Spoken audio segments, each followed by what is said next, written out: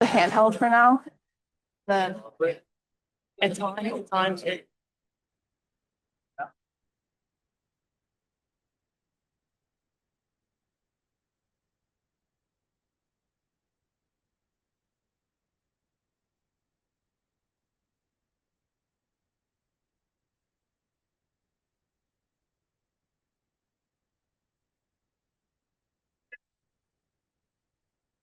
Hello, everyone. If we could ask you to start making your way to your seats, please, that would be amazing. Thank you.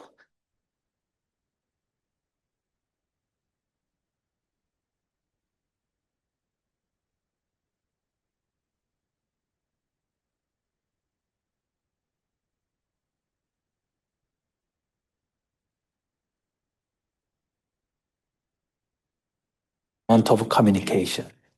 Communication is how we connect, share ideas, and make an impact. It's more than speaking. It's a strategy, creativity, understanding your audience, and building a community. Here, we prepare students to communicate with purpose, no matter where their path leads. Bringing creative storytelling skills to our students. It teaches them how to think critically, ask important questions, and share meaningful stories with diverse audiences. Working on events and collaborating with others through internships in the department, such as the core media team, gives me an education with a more real-world and hands-on feel. Because of the communication department, I've got a chance to lead a team of students in the Constitution Day project, where we tell the stories of new naturalized American citizens into North Dakota. Hands-on experiences are so important in communication because it's something you really learn by doing.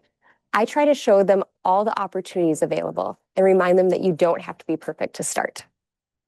I have learned that communication is how we connect with others every day, whether that's sharing ideas, building relationships, or just understanding different perspectives.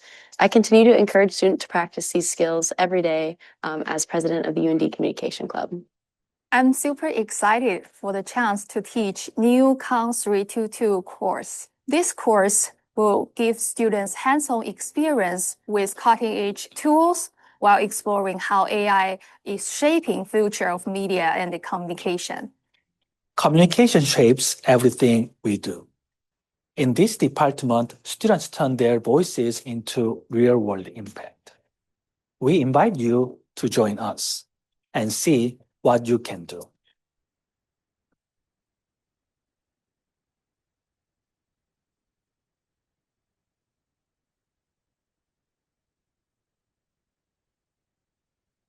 Hello, everyone. Welcome to the 2026 Communication Appreciation Day. My name is Joonghwa Lee. I'm the chair of the Department of Communication at the University of North Dakota. Communication Appreciation Day is our department's annual signature event. It was originally developed by a group of students in 2019, and even the name Communication Appreciation Day was created by students. That spirit is what makes this event so meaningful to us and why we continue to celebrate it each year. This event is more than a showcase of our department. It reflects our vision for the future of communication and journalism, bringing together our current and prospective students, alumni, donors, and faculty to learn from one another and to celebrate the impact of our field. So I hope you enjoy the programs, engage in meaningful conversations, and continue to support and encourage our students. I also would like to extend special thanks to the Communication Appreciation Day Committee and the Memorial Union team for organizing this year's event. Now it is my pleasure to introduce Dr. Brad Rundquist, Dean of the College of Arts and Sciences at the University of North Dakota. Dean Rundquist oversees 18 departments within the college, the largest college at UND. His so thoughtful and innovative leadership continues to move our college forward. Please join me in welcoming Dean Rundquist.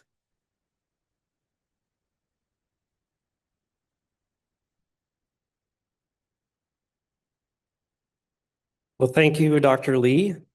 It's a pleasure to be here to welcome you to this event again this year. It's so nice to see this annual event happen once again. Welcome all of you. Thank you for coming to Communication Appreciation Day celebration here at UND. This event would not be possible without all the fantastic communications faculty, staff, and students who planned, organized, and marketed this event to celebrate the academic discipline and professional practice of communication. And a special thank you to all the alumni who have taken time out of their busy schedules to be here today to connect with our current students and share their wisdom about a variety of career paths leading from this important academic program here at UND. The communication department teams has assembled an exciting program today, including the Jack Hagerty Lecture by alumnus Ian Swanson, who I'll introduce shortly.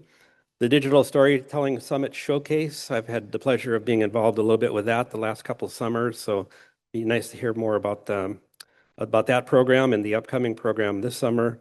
There'll be a scholarship ceremony and a communication career roundtable with 12 of our alums who make us proud every day. As I've shared with many of you in the past, my own undergraduate major was journalism, and throughout my various career paths, including a short time as a working journalist, but moving on to the aerospace industry and then the academia, what I learned as a journalism student has always proven directly relevant to my work. So communications, it's a great major. It really opens up a world of employment possibilities. And I always found that if you're a good communicator, you're going to be in high demand on the marketplace, on the job market, and also highly valued in your job. This event also gives me the opportunity each year to recognize the outstanding work that our faculty, staff, and students are doing in the classroom and in our community. Events like this one, and also the Digital Storytelling Summit and Constitution Days are just a couple of examples, and you've heard some of that on the excellent video a minute ago.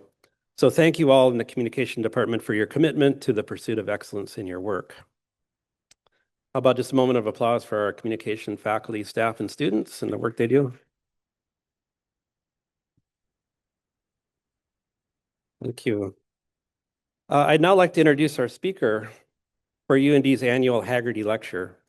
This long-running series, which features prominent alumni in the fields of journalism and communication, is held in honor of the late Jack Hagerty, who is a longtime editor of the Grand Forks Herald. Every year, the Hagerty Lecture focuses on contemporary issues in journalism, and of course, those change rapidly. So throughout the years, there's been quite a diversity of topics. This year's speaker is Ian Swanson, who graduated from UND with a bachelor's degree in journalism in 1992. Mr. Swanson serves as the editor-in-chief of The Hill. He joined the news organization in 2007 as a reporter covering international trade in Congress. In this leadership role, he is responsible for the day-to-day operations of The Hill's newsroom, including the print issue and online coverage. He has served as an editor at the organization for more than a decade and works closely with dozens of reporters and editors in guiding The Hill's nonpartisan coverage of politics and policy today. Previously, Ian worked at Inside USA Trade in Washington, covering World Trade Organization's Doha negotiations and the development of several bilateral trade deals under President George W. Bush.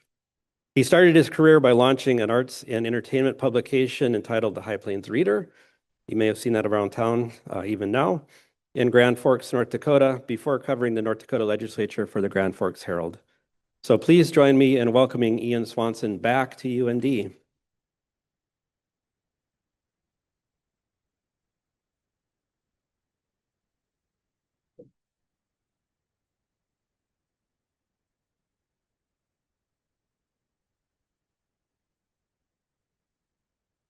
Hi, thanks for that really nice introduction.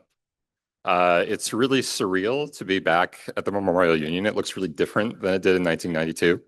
The whole campus looks really different. I was still in Grand Forks in 1999, 2000, and there are things you recognize, there are things you don't. It's just remarkable how much the place has changed. One thing that stayed the same, I think, is the people. It's been great to be here for a couple of days, getting to know some of the students, getting to know some of the faculty, seeing some old haunts around town.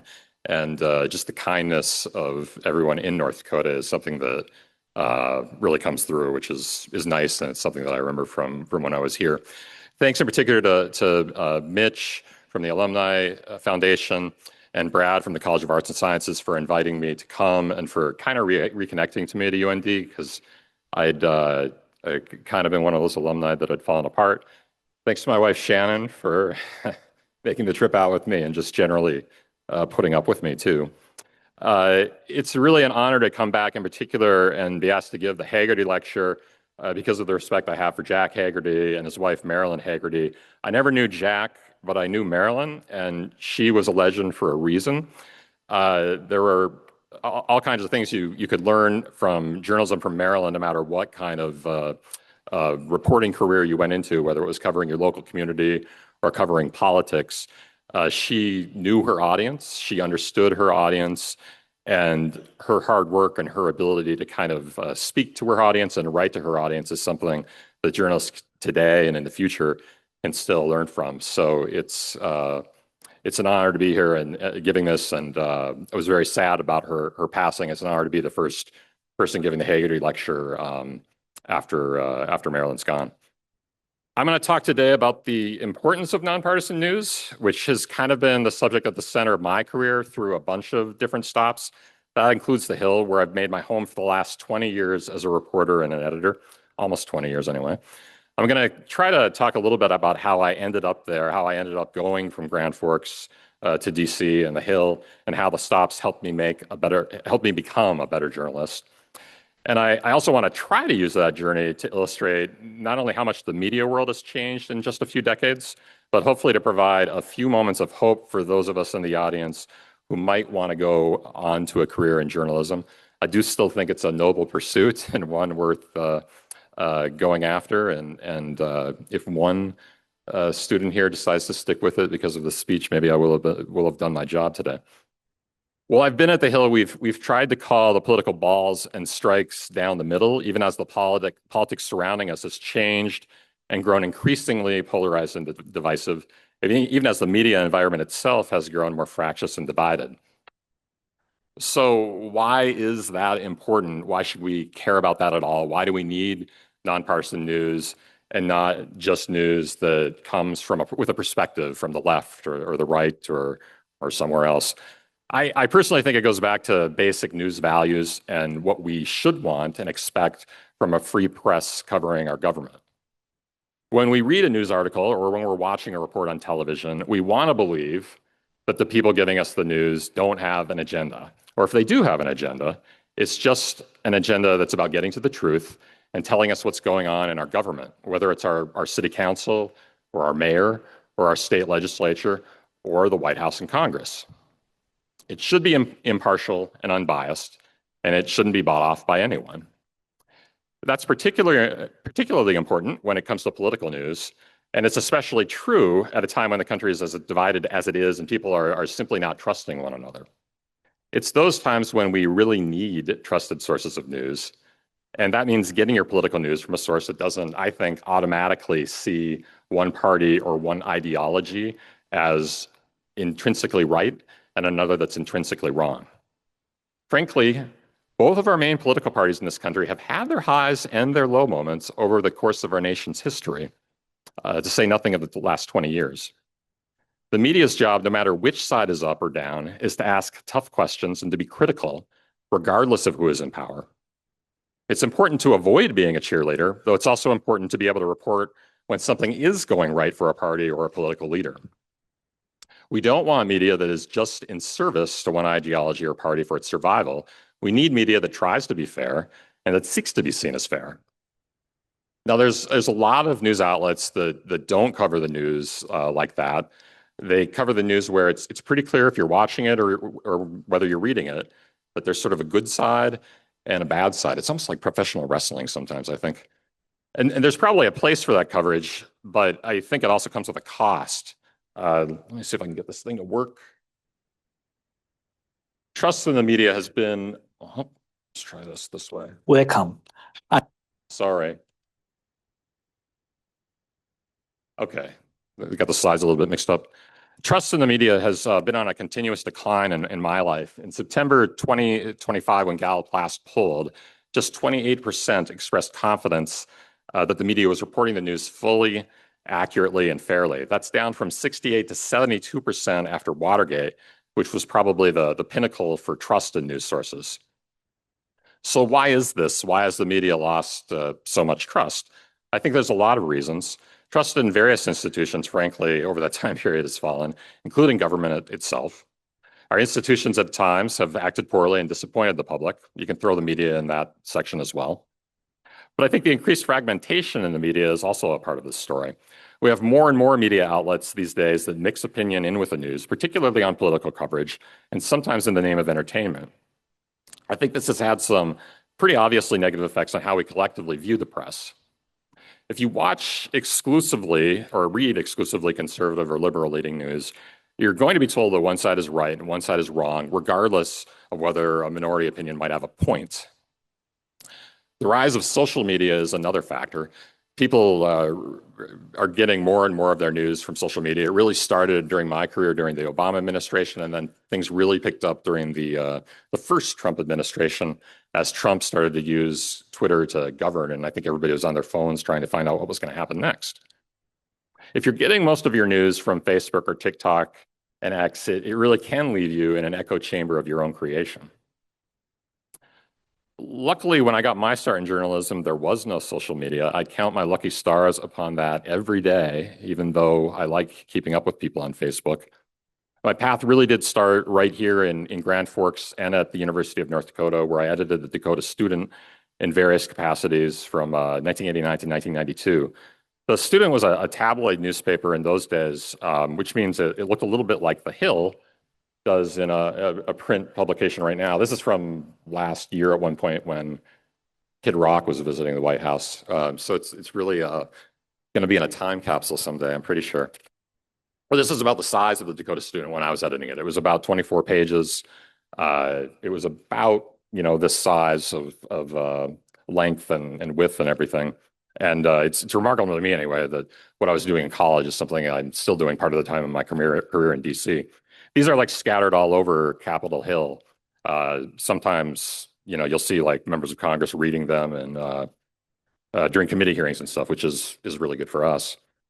Many more people are reading us, obviously, online, something that I don't think we had at the Dakota Student at the time. At the time I was here, that is. After graduating, I eventually ended up back in Grand Forks and briefly did dabble in nonpartisan news with the High Plains Reader, which was another tabloid of about that size. It's an arts and entertainment publication, or was an arts and entertainment publication modeled after the Village Voice or City Pages in the Twin Cities, that really got its start from young friends being kind of bored and needing something to do and needing a place to get out their ideas and write, and talking about how to do that really late at night in bars in East Grand Forks, which is always like the best places to make life decisions about your business future and your life future. But it was a great time, and I'm really glad to see that it's still around, even if it is in Fargo, which I know is kind of a disappointment. My first big media job was at the Grand Forks Herald, which I joined a few months after the big flood in 1997. Mike Jacobs hired me. He's here somewhere. A lot of what I learned about politics goes back to those days and what Mike taught his editors and reporters about journalism at the time. What I remember anyway was we were supposed to listen to both sides of any political issue, whether it was a local issue or a national issue, because we covered both. We checked our opinion at the opinion page, and we tried to write interesting stories that people in our audience would want to read fairly and as objectively as we could. Later on, I had another editor who reminded me that my first editor at The Hill reminded me that we're in the business to get people to read. We want people to read our stories. We want to write, probably. That's why a lot of us got into print and digital media, but we want people to read our stuff as well. At the Herald between 1997 and 2000, I was covering a lot of post-flood issues about how money should be spent after the disaster, including one session at the North Dakota legislature. Those are the first times where I remember I really got to ask questions to people who were voting on things, flood relief, funding for higher education, that were affecting my community back in Grand Forks.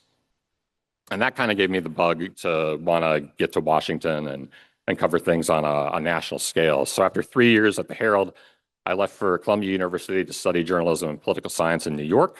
And that was always with the idea of kind of getting to DC afterwards and, continuing my career down there. And I found one of those jobs at Inside Washington Publishers with a publication called Inside US Trade. And after Mike, that was the other editor, the second editor in my life, Uta Hennig, who really started to ingrain some things in me in terms of how to cover politicians, how to cover lawmakers creating policy in Washington, D.C. It was a really different kind of publication than the Grand Forks Herald, in that we were reporting for a specialized audience of diplomats, lobbyists, lawyers, congressional staff who wanted a bird's eye view to international trade policy in Washington, D.C., Geneva, and Brussels. Subscriptions to Inside U.S. Trade were not cheap, and you probably weren't reading it unless you needed to do so for your job. It wasn't the kind of stuff that you just wanted to page through at a coffee shop to find out what was going on.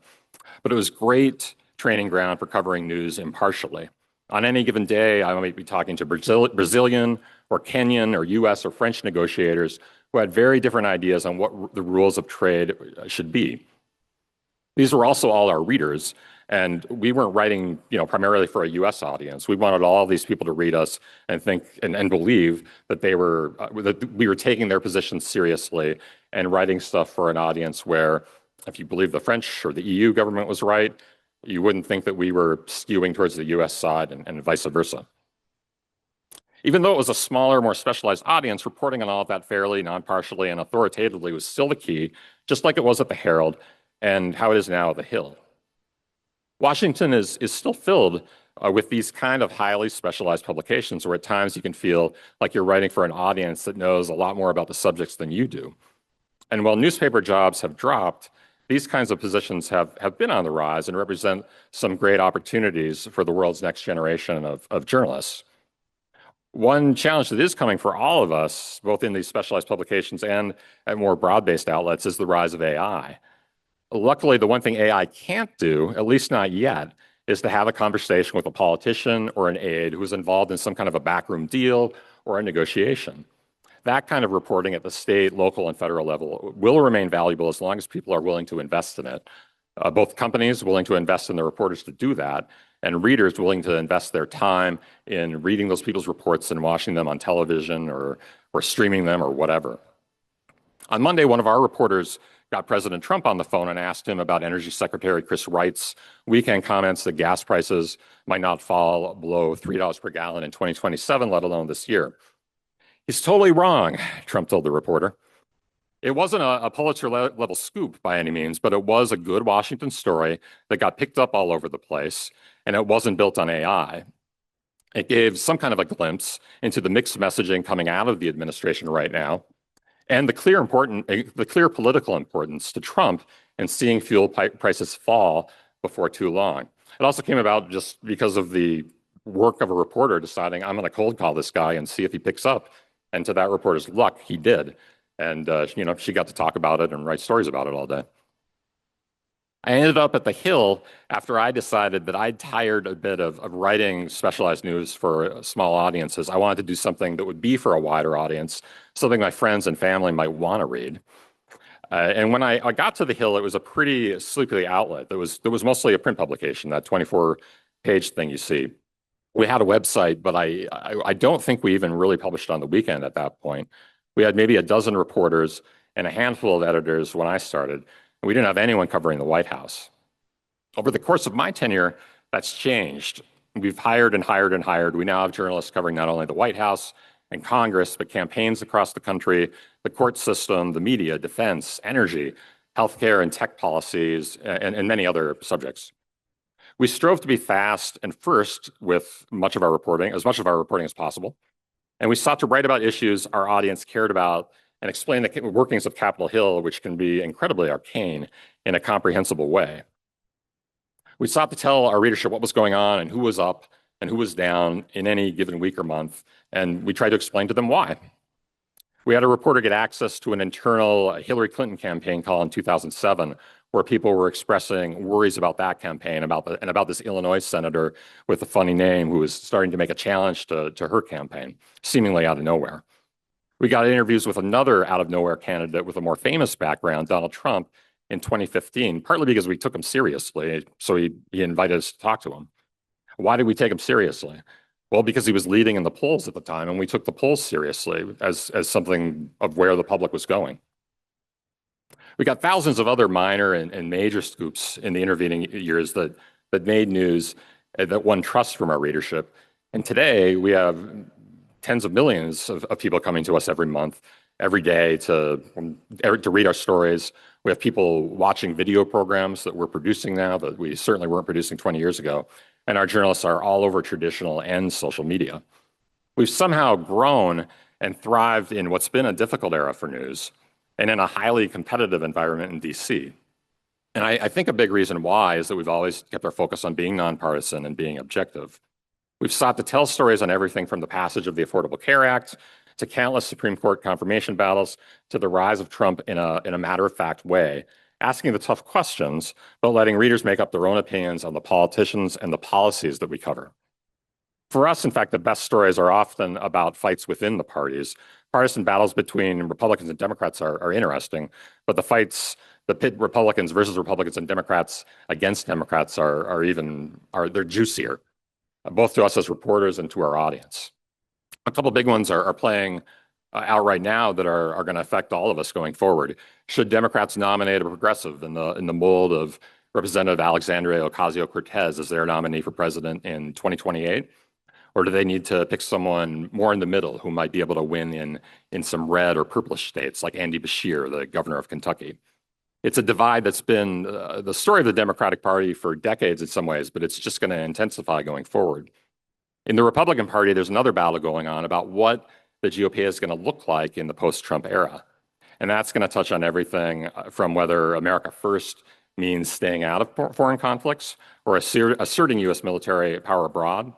It's also going to really dig into economic matters in terms of whether the GOP is going to turn into more of a party for the working class or something else. Just going to show one more slide if I can get this to go backwards. This is a media bias slide from a group called All Sides that tries to highlight bias in the media. It has us kind of right in the middle with Forbes and the Christian Science Monitor and some other places. It's kind of where we hope to be and want to be. We're a little bit to the right on this chart of CNN and Politico, and to the left of the Washington Examiner. It's just one group's opinion. And what's really interesting to me about it is the sheer number of new brands in news that weren't around 35 years ago when I was leaving UND. The Hill itself didn't start until 1994. Politico came along in 2007, Axios in 2016, Semaphore just a few years ago. Those are some of the outlets that we see as our big competitors in Washington.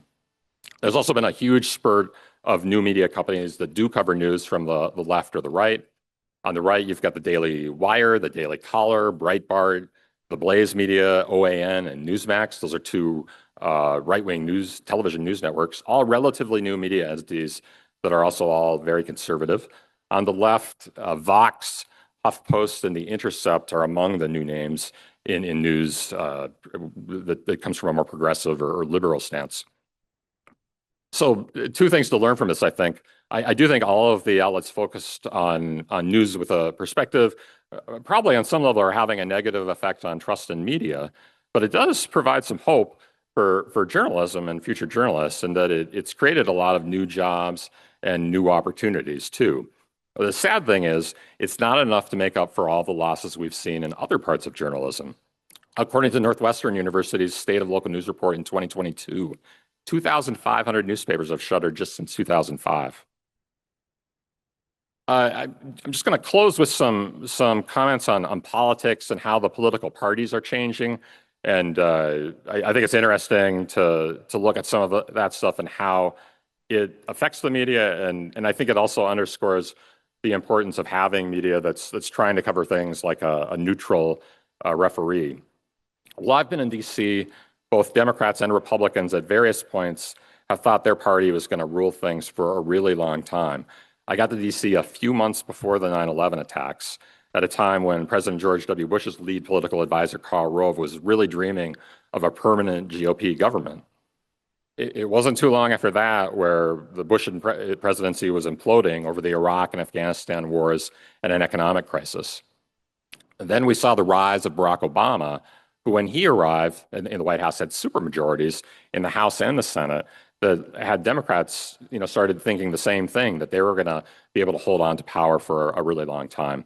I still remember a House GOP leader at a White House Correspondents' Dinner in 2009 asking me, "What do we have to do to beat this guy?" Talking about Obama. How are we ever going to get out of this position we're in right now? And he was saying that because he admired, honestly, Obama's celebrity and charisma at the time, and wasn't sure how the Republicans were going to get off the floor.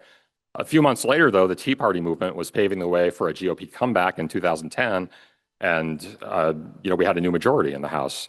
The guy I was talking to actually lost in a primary that summer. Flashing forward, Democrats were not able to hold on to the White House after Obama left in 2016. Both the rise of Obama and the rise of Trump are in some ways among the most surprising political stories of my lifetime. Few would have thought Obama had any chance of winning the Democratic nomination from Hillary Clinton in 2007. And then in 2015, even fewer people thought Trump was going to win the GOP nomination in the presidency when he came down that escalator. Things in the years since have grown even more intense and polarized and divided. Both the Trump and Biden administrations have offered reminders of why it's important to have a press that is skeptical of the government and the political parties it covers and not beholden to them. The COVID-19 pandemic and the lockdowns, the Iran war, and the health of both former President Biden and President Trump are all issues that needed and need scrutiny from reporters acting as impartial referees. The deep division we're seeing in this country is remarkable, and I think it's also historic. For just the second time in my life, we've seen the parties flip the White House now in 3 consecutive elections. The last time that happened was in the Carter years. If Democrats can win the White House again in 2028, that's going to be the first time we've seen the White House flip in 4 consecutive presidential elections since 1896. That means that something different is going on right now that we really haven't seen in all of our lifetimes.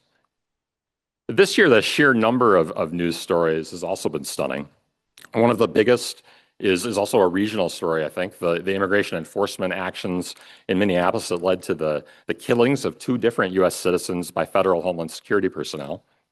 There was also the U.S. invasion of Venezuela, itself preceded by a series of attacks on boats in the Caribbean, where there's a debate over the legality of that.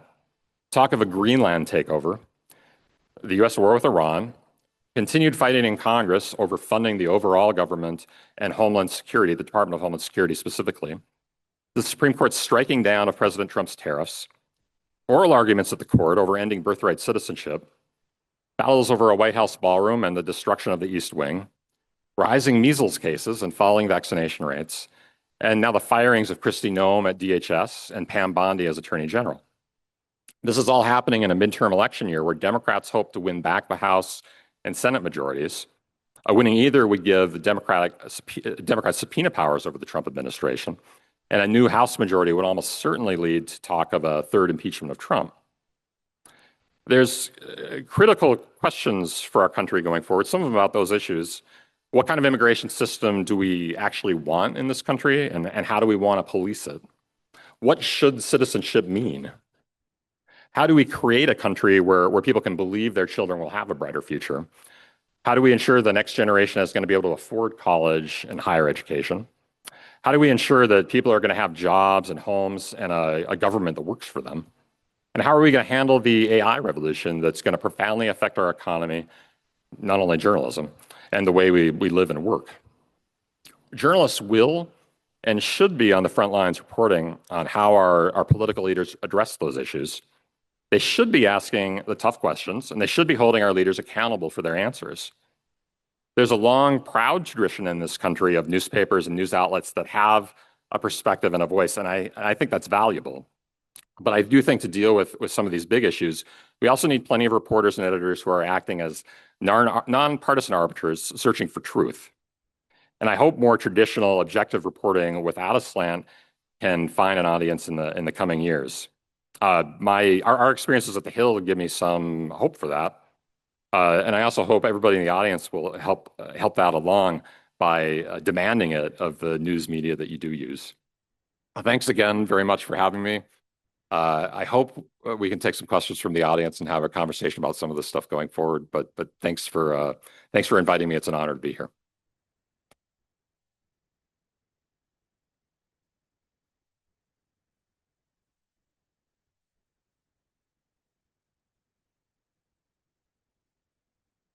Don't all ask once. Hey, Vic, nice to see you. Let's just bring over a mic, I think. Oh, amazing. Thank you for presenting. Well worth skipping out a couple hours of work to attend it. So with the rise of AI, I'm having difficulty in telling what's true and what's not true in Facebook. Yeah. How is this going to affect your world? It's going to affect it in a bunch of different ways. You're already seeing some media organizations toy around with the idea of leaning on AI more for news. I think, I mean, there's a few ways to answer this. I think that we as consumers are going to get the media that we deserve in a lot of ways. And so I think, particularly at communication schools, it's important to teach people the very basics about journalism and why we need it, the very basics about news and why we need it, particularly for younger generations that are brought up on social media. I talked about how social media didn't even exist when I was around. I had to find out my news from watching television or listening to radio or reading a newspaper.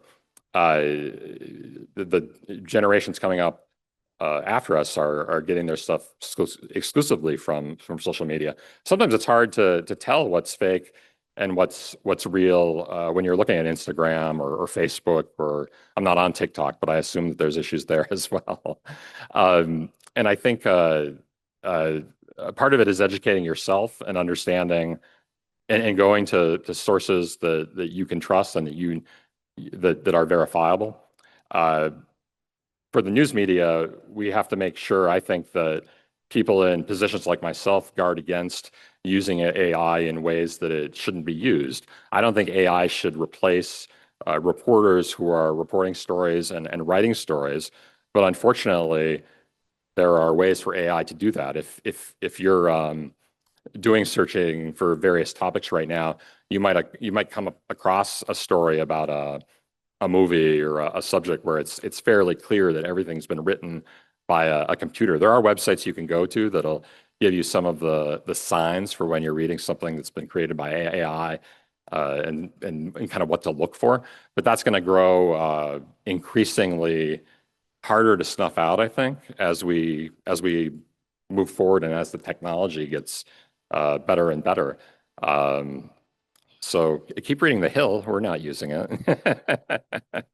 And, support your local news outlets too, whether it's the Grand Forks Herald or the local television station, or there's probably local outlets here now that I don't even know about that are like on the micro scale, Substacks that people start up that are another way for people to like kind of have a career that's separate from the big companies that are out there. Thanks for the question. Yes. Do you think that, the rise or the perceived rise of partisan media outlets, is that in some way tied to the business case of media organizations where they feel a need to drive clicks to watch ads, and it's easier to get people that agree with you, right, to click that ad? And if so, where does that leave organizations like The Hill, where the nonpartisan one, does it put you at a competitive disadvantage from those other organizations? Well, I don't think it puts us at a competitive disadvantage because I think that we have both Democrats and Republicans reading our stories. I was talking to one of the professors last night about something called news avoidance, and we noticed that our traffic dropped off a bit last year, and I would almost interpret it as dropping off at a point where a lot of Democratic readers were avoiding the news, right? They were kind of bummed out that their side had lost the presidency, that their side had lost the majorities in Congress, and they weren't interested in reading about the daily machinations of what was going on in Washington. And I mean, I don't really think there's anything wrong with that, right? Sometimes people need to get a break on the news just for their own mental health. We've seen kind of a resurgence in readership in the last 6 months that seemed timed to me to the news cycle kind of shifting away from Trump and the GOP. There've been a series of bad narratives in the news for the Trump administration, and coincidentally, that seemed to go along with a rise for us. But we've seen that kind of play out with Republican readerships too. There are certainly news organizations out there that are really worried about, like I talked about how Marilyn Hagerty knew her audience and didn't insult her audience and wrote for her audience, and I really believe in that. But I don't believe in just giving the audience the news that they expect and not challenging the audience. I think if you look back at news reports about Fox News after the 2024 election, you can find a lot of material that suggests they were worried about their audience shrinking because they were telling their audience some things that were the truth that the audience didn't want to hear. I think that's where you get into like sort of a dangerous thing for media. You have to tell your audience what's really going on all the time, or you're no better than AI that's just something made up. I always make fun of, well, I don't mean to make fun of you, Shannon, but there was that one where there was that one AI thing where it looked like a whale was like flipping the ship over or something, which would have been a really fantastic story, but like it was pretty clearly like not something that was real. And weirdly, sometimes when you're watching political news or reading political news, depending on where you're getting it, you can be told something that might not exactly be reality or real. And it's up to news organizations to not do that, I think. And at times if you're worried about clicks or viewership and you're putting the race for clicks and viewership over the truth, you're doing something wrong. There was just one over here. I was curious. I think I probably know the answer to this, but I was curious. Like, have you noticed? I guess a difference, like an increase in subscribers, like paid subscribers and things like that. Maybe even just other organizations. Have you kind of noticed, like over time? I mean, I feel like more people I know are subscribing to at least one outlet or even multiple. Have you kind of noticed that kind of as time has gone? Well, yes and no. The Hill has almost always been something that's completely free. So you can go to our website and you're going to get lots of pop-up ads and lots of video ads, and that's how we pay our journalists to stay in business. Now, some of that is going to be changing soon. We're going to be launching a paid site where people can get some content by subscribing to us that we're sort of creating specifically for the paid site. And they're also going to get the advantage, if they do that, of essentially getting less of these pop-up advertisements that I know people find annoying, but we've needed at least to pay the bills. I do think that a lot of media outlets in Washington are seeing some success with that. There are outlets that have launched subscription models that people have that have done really well, and that people who really trust those outlets and want to get specialized content are willing to to pay some money for it. And I mean, I think that's good. I subscribe to a couple of news outlets myself, and I don't do it because I just want to avoid the pop-up ads. I do it because I really like the news outlets, and I want to support them. And I do think the ones I'm thinking of are sites that have models where maybe you get 10 stories free, and then after that they're locking you out unless you're paying something. For the most part, we're going to have to pay for news one way or another to get it. Sometimes it's going to be through subscriptions, podcasts. If you're getting your news from some of those are going to have ads. National Public Radio, which is under siege to a certain extent, but is still operating for free. But that's when they go into those calls for help, right? When you're getting all the they're not really advertisements, but they're calls for you to support public radio.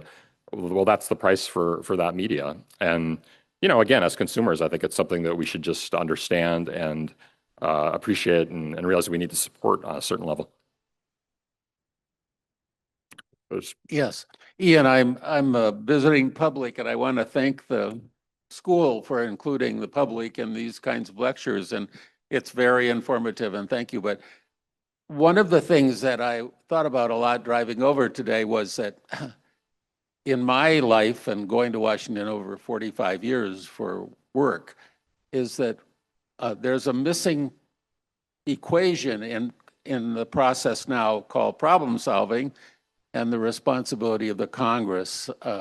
It seems to me even before Obama, we were into a Congress that was largely going to play to the president so we could hold on to that power. But I'm intrigued. You're in the middle of covering all of that, and I'm interested in your thoughts about what's happened to the Congress and the potency of the Congress as the policy-making body.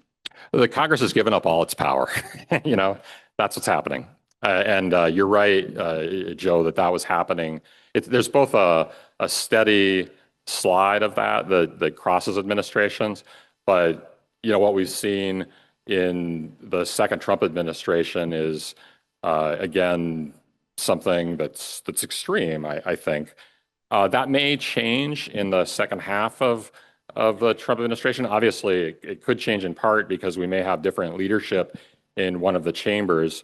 There's also growing frustration in the Republican Congress with themselves, with each other.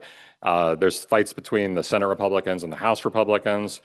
A lot of Republicans most Republicans do not want to speak out about anything the president does for even if they disagree for a few reasons.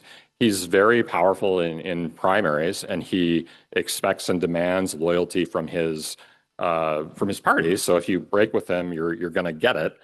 That said, I think the divisions are growing stronger. There were a few that we reported on just in the last 24 hours on the budget resolution that just passed. There were I'm not going to remember all this off the top of my head, but you had Dan Sullivan, a Republican senator from Alaska, and Susan Collins, a Republican senator from Maine, both up for re-election this year, both vulnerable to Democratic challengers who voted with Democrats on a few different issues. They were joined by Josh Hawley, a conservative senator from Missouri, somebody who could be a future presidential candidate as well, on I believe it was a vote on making pharmaceuticals more affordable in some way. And these are supposed to be party line votes. All the Republicans are supposed to stick together, but it's an arcane process, but it's a process where Democrats are sort of putting forward really tough things for them to vote on that are meant to divide them. And when they see the divides, you can tell that their strategy is working, right? That they're seeing Republicans vote for things and they can say, aha. Now, whether Congress really starts to exert more power, I'm not sure. In my lifetime, the nadir of presidential power was probably when the press was really popular in 1975, and after the Nixon administration fell apart. There's been just growing. The presidents have grabbed and grabbed and grabbed and grabbed power ever since then. It's hard to see it shifting back.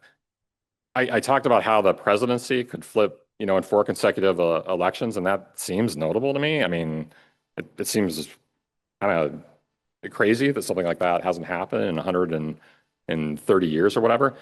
Back when it did, you had a Congress that was more powerful. Now you have a pretty weak Congress, and I haven't really got my head around what that means.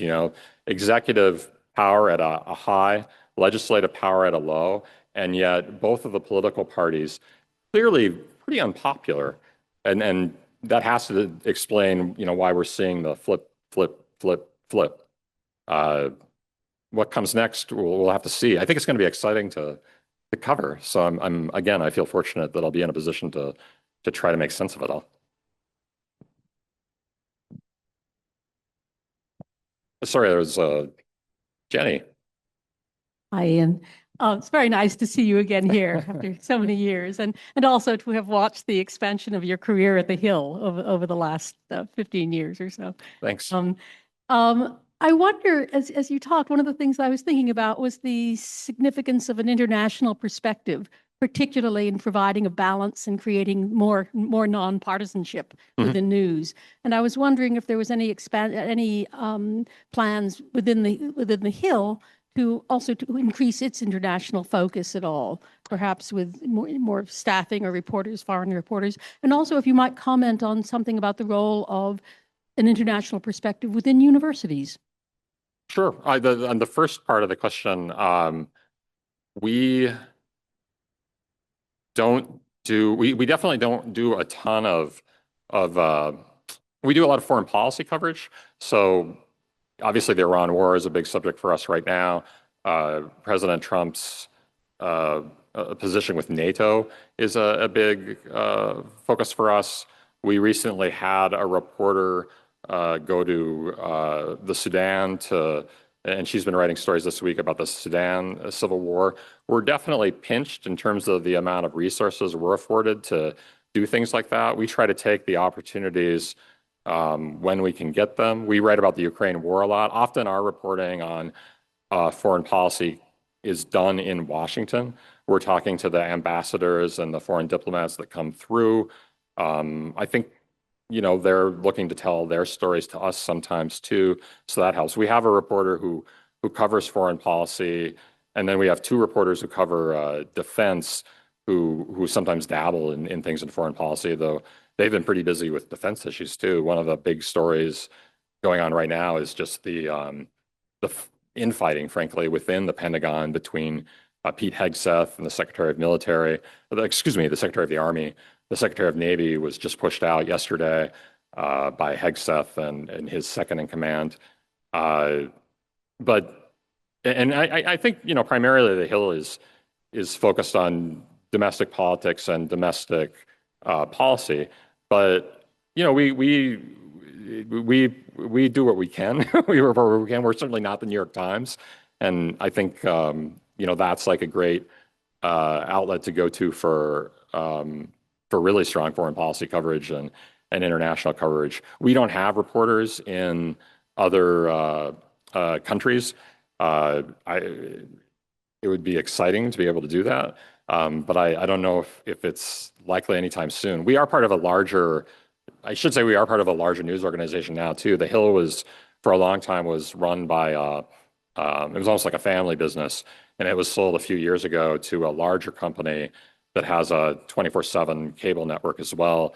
They also send people around. So, during the Iran war, we've had people working with them in Tel Aviv or Jerusalem, and I don't think we were in Beirut, but we've been in the Emirates and doing reports from there. What was the second part was about?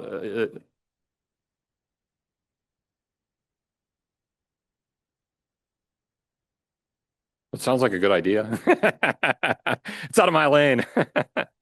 But I think, the more we can understand about each other, probably the better.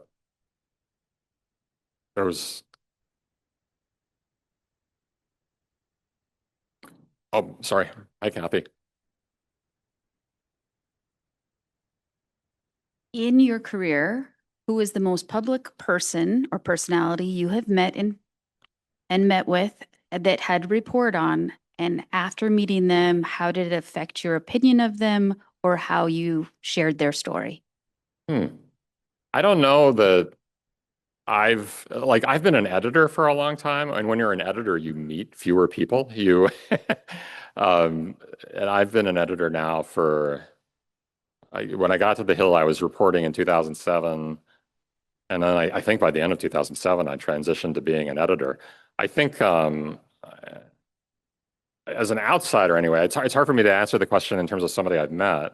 But as an outsider or the person dealing with people who've met the person, like Trump is kind of the weirdest person in that category, like because he's very transparent and very public. I talked about how one of our reporters got him on the phone on Monday, and that's just been something that's been happening recently. And that's I'm not complaining, but that's unusual. You couldn't just cold call Obama or Bush or Biden and get them on the phone, but you can do that with Trump. And for the last month or two, that's been happening frequently. You'll see, oh, he talked to Bloomberg. Oh, he talked to Politico. Oh, he talked to The Hill. Oh, he talked to News Nation. And you know, he's always been a president who you kind of know what he's thinking all the time because he's just putting it out there all the time, right? Usually on social media, but now sometimes in these quick talks with reporters, sometimes those things are head fakes, and you learn to interpret all of that stuff too. Sometimes he doesn't really know what's going on. Like a couple weeks ago, Melania Trump showed up at the White House and gave this, it wasn't a press conference, it was just kind of a statement. And it was about the Jeffrey Epstein case. And it was about how she just wanted to get it out there that that she didn't know Jeffrey Epstein very well, and she wasn't involved in it at all. And they asked Trump about it, and Trump said, "Hey, you know, she said she wanted to do it." And I said, "Okay, there's no way that the White House political team wanted Melania Trump to go out there and talk about Jeffrey Epstein at that point. That's not the subject that they want to be in the headlines right now." So I don't know. Again, I'm trying to say this in a way that's neutral, frankly, but he's a very unusual president. He does a lot of things. He does a lot of things that's very public, that are very transparent. Sometimes it might not be the truth. A couple weeks ago, I was texting you because I was coming to Grand Forks, and I remember we were all wondering whether there was going to be a ceasefire in the Iran war, or whether it was really going to get worse again. And we were thinking that because that morning, Trump had said on Truth Social that he was going to, I'm not going to get the words wrong, but it was basically the destruction of Iranian civilization is happening if something doesn't happen. And honestly, most people interpreting that, we didn't really know what was going to happen, but some of us were at least thinking that sounds like a bit of a head fake to try to get Iran to agree to something, before a ceasefire is announced. And that's what ended up happening. It could have been wrong too, but it's all just happening in real time, and it's governing by social media at times, and it's a tactic, and it's a strategy that this president uses for politics, for international policy, for domestic policy, for better and worse.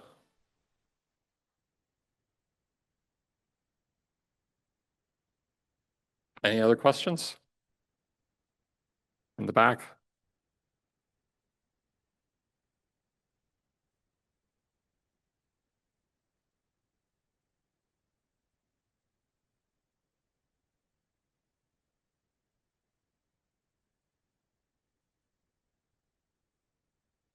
Sure.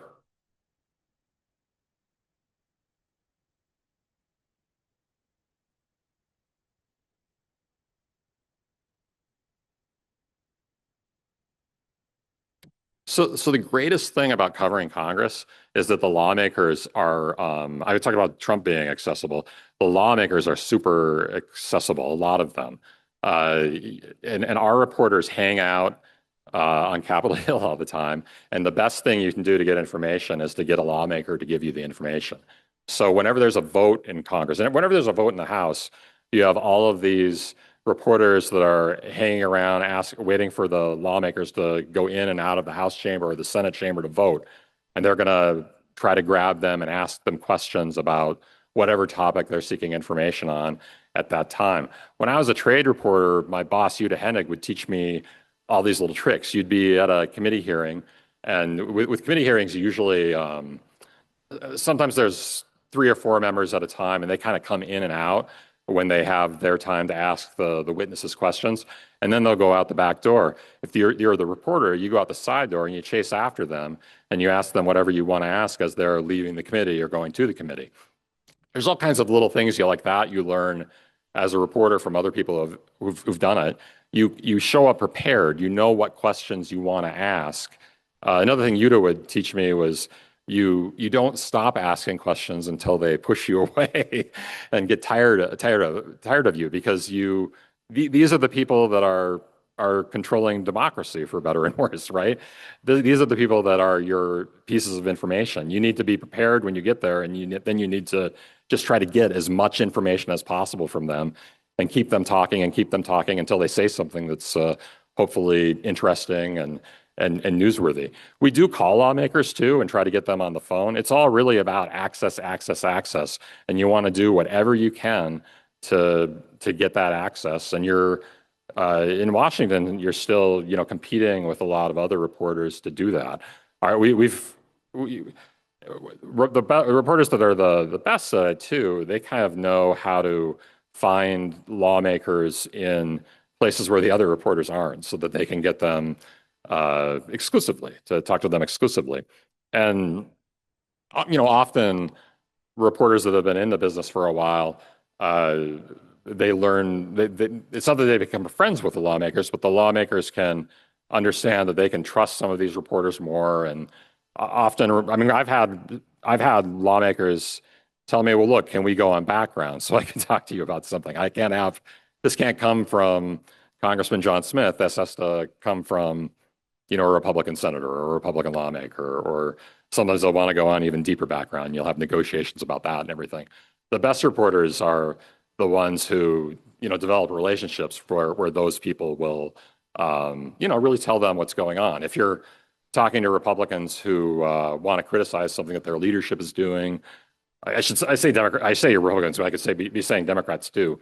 People usually don't want to criticize their leadership publicly. They usually don't want to criticize their president publicly, but they'll often do that on background, and that's when you can find out what's really going on. That changes sometimes. Like if you there's really interesting things going on in Washington right now, where there's a senator named Tom Tillis from North Carolina who's not running for re-election, and he is freed.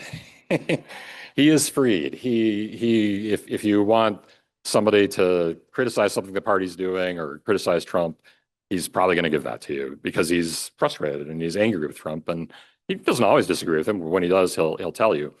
But then you can have a Republican senator like Bill Cassidy, who clearly disagrees with Robert F. Kennedy Jr. on vaccines and health policy, but has taken a more measured tone on all this stuff, who has a primary election to worry about this summer against somebody that President Trump is backing, and that the Maha movement is backing as well.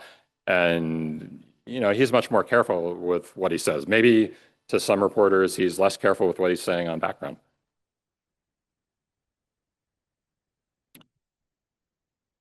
On that image you showed of all like the publications and how they lean, I was kind of disappointed to see how many of them are not centered and lean one way or the other. And I was kind of embarrassed, because the ones I really recognized were like all the polarized ones. It's difficult for me to kind of see beyond like the division and I don't know, kind of echo chambery effect that like a partisanship would have on a news publication like that.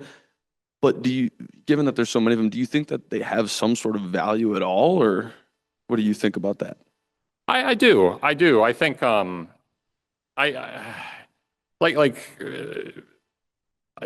I do think we're more, well, a couple of things. I'm sorry, I'm kind of thinking off the top of my head too.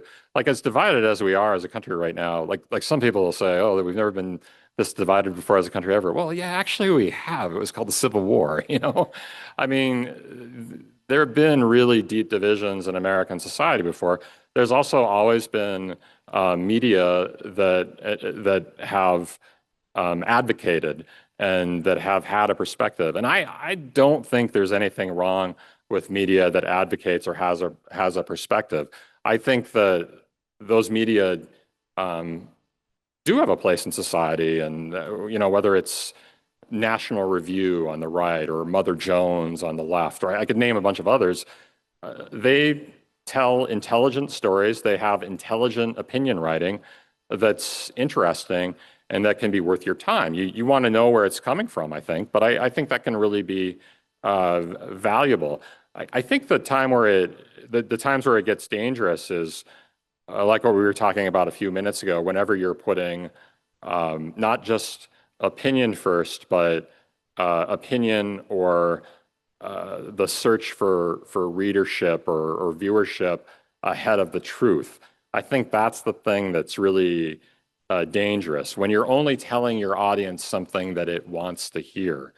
And I do think in social media, that's something that can be kind of insidious and dangerous, and something that maybe you don't even realize it's happening until it's happened. We all have our weird algorithms on Instagram, right? Like whatever, it's feeding you the stuff that it thinks you want based on the things that you've clicked on and liked or whatever. Sometimes I'm not even sure I understand how it works. Maybe you're getting like a lot of DC food things, or maybe you're getting movie reviews, or maybe you're getting something else that's grosser in some way, or bear videos or something. I get a lot of bear videos on my feed because I really I'm a nature lover. But when that starts happening with news, that's where it can get dangerous. I'd actually encourage people to read stuff that's of interest to them on the left or the right. I just think that it's also important to try to have news outlets that are covering it with objectivity. And I think we talked about how 2,500 newspapers have shuttered since 2005. I think those newspapers were a place where we got a lot of objective reporting on local, regional, and national issues. And that's drying up, and that's something that's a danger. And I mean, frankly, I think, your generation, people in their 20s, people who are still in high school and junior high and elementary school are probably going to, in the future, kind of decide how to fix that problem, and how to replace those newspapers that are gone, and how to try to find this reporting, and how to do the reporting and then deliver the reporting in a way that actually meets people where they live. Yeah.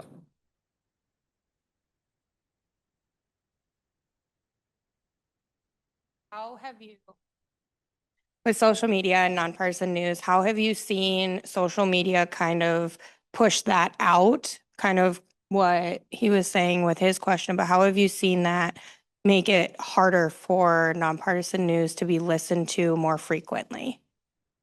Well, I honestly think it's gotten a little bit better that way in some ways. And I say that because between 2016 and 2020 or so, it felt like social media was sort of the main driver of digital news. I know just from our own experience, we had so many people coming to us from Facebook and Twitter and these other sites that I think we were pretty down the road in terms of our coverage. But I think sometimes even our social media feeds kind of started to lean one way with their voice, because they saw that they could get more and more people coming in, almost doing like the, wow, this is a really scary thing going on at the time. It's crazy that that's almost a decade ago when that started. What we've seen in the last 5 or 6 years is, and this probably has some negative implications, some positive implications. Social media sites have steered further away from politics over the last 5 years. You're seeing them design algorithms where people aren't seeing politics as much. You're also seeing social media companies, they want you to stay on their site. So Facebook and Twitter under Elon Musk, you're less likely to see posts that have links in them that would bring you to a news outlet, whether it's a nonpartisan news outlet or a partisan news outlet. What we've seen replace that is SEO traffic, and Google is like now a huge driver in terms of I think how people get news and how people see news. In some ways, for me, that's been a little more comfortable, because if you're trying to get people to come to your sites, you're thinking about SEO, and you're thinking about what people are searching for, and and you're front loading headlines with words that they search for. But it feels like there's less danger in compromising yourself with the truth over that stuff. So, I think I am not a news consumer who gets my news from social media. I was on social media a lot in 2016 and 2020, and I feel like I would get story ideas from social media back then. Now I'm on it a little bit at night, but when I'm working, I'm not on social media really at all, and I'm not looking for things to write about on social media. Some of my reporters are, and my reporters are looking for things that their sources are talking about, the lawmakers are talking about, the fights that they're sometimes having on social media. And I still think there's a danger if you are just getting your news from social media, you can just kind of fall into a trap where you're just hearing one thing, or in some extreme cases you're just hearing stuff that maybe is starting to separate from reality a little bit, or separate from the truth a little bit. And again, I say that acknowledging that the truth can be subjective too. We were talking the other day about somebody was talking about negative news stories, and a lot of stories that people see as negative, somebody else sees as positive too. There's a lot of subjectivity in it. That is all the time we have for questions. Thank you so much, Ian. If we could all have a round of applause.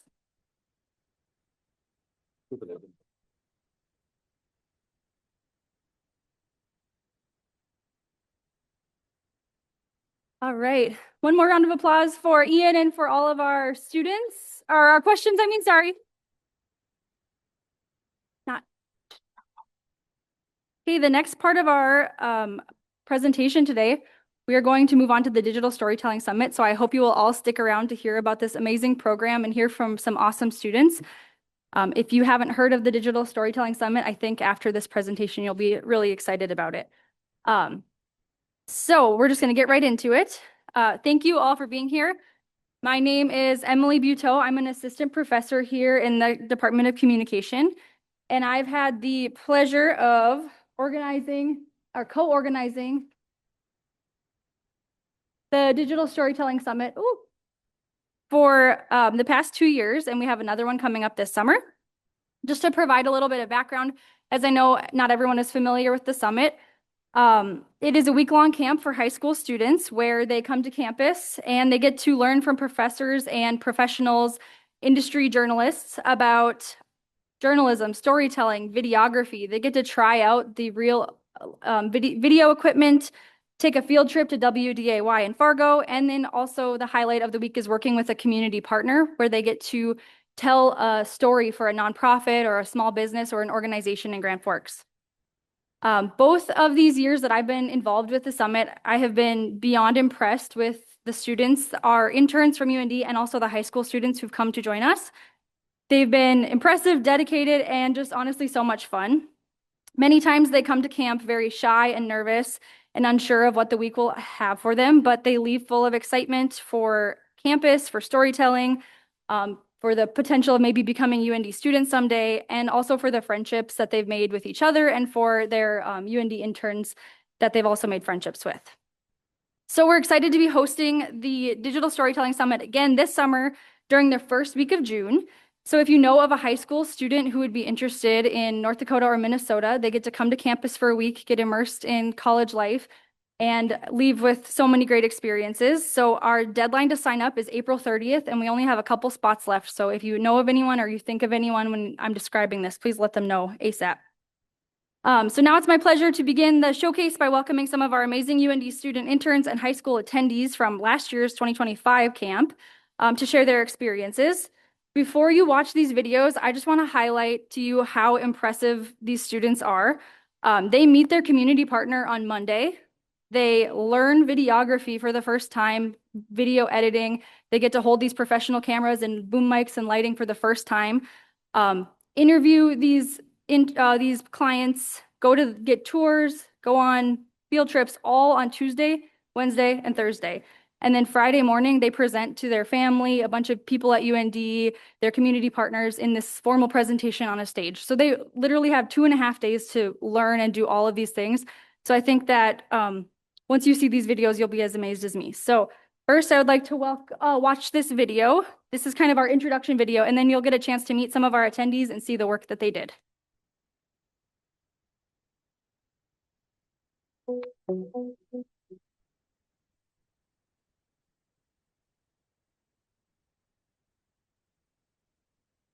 My name is Joonghwa Lee. I'm the chair of the Department of Communication at the University of North Dakota. The purpose of this summit is to help and support high school students around North Dakota to become better communicators with the digital content and digital media.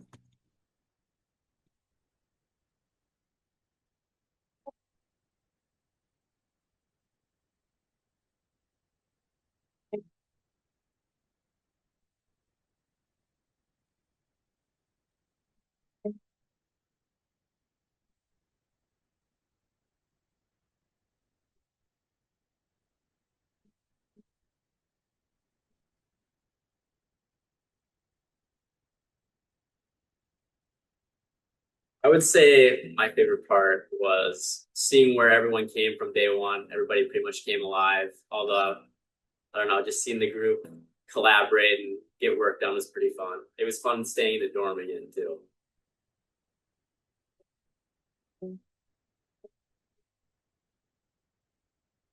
I think my favorite part of camp was when we went to WDAY. It was really cool to see the setup and how everything runs.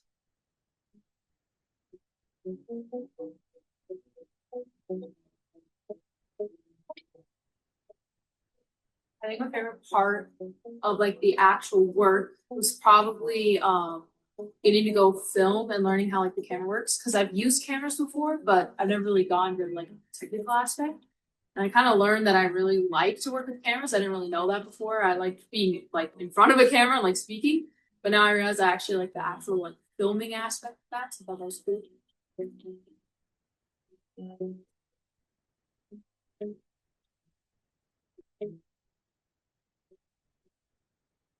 would say the friendships I made along the way, because I don't think I've ever grown close to such a large amount of group of people this quickly.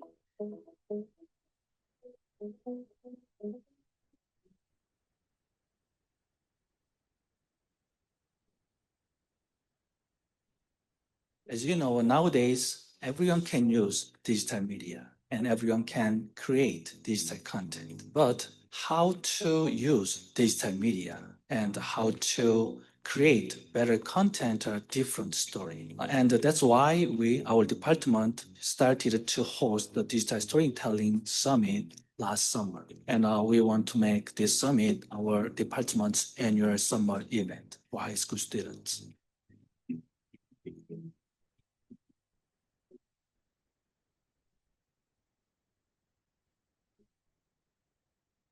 My name is Emily Duteau. I have had the great pleasure of getting to know them this week. I was thinking last night of 3 words that I could use to describe this group of students, and this is what I came up with. First, I think these students are very curious. They have a lot of questions, which is awesome. That will serve you so well in any field you go into. And that leads into my next word, which is creative. Of course, to be a storyteller, you have to be creative. And then finally, the last word I came up with is brave. They have great ideas and they're not afraid to share them, and I love that. And so I think all of these students are on their way to becoming great storytellers.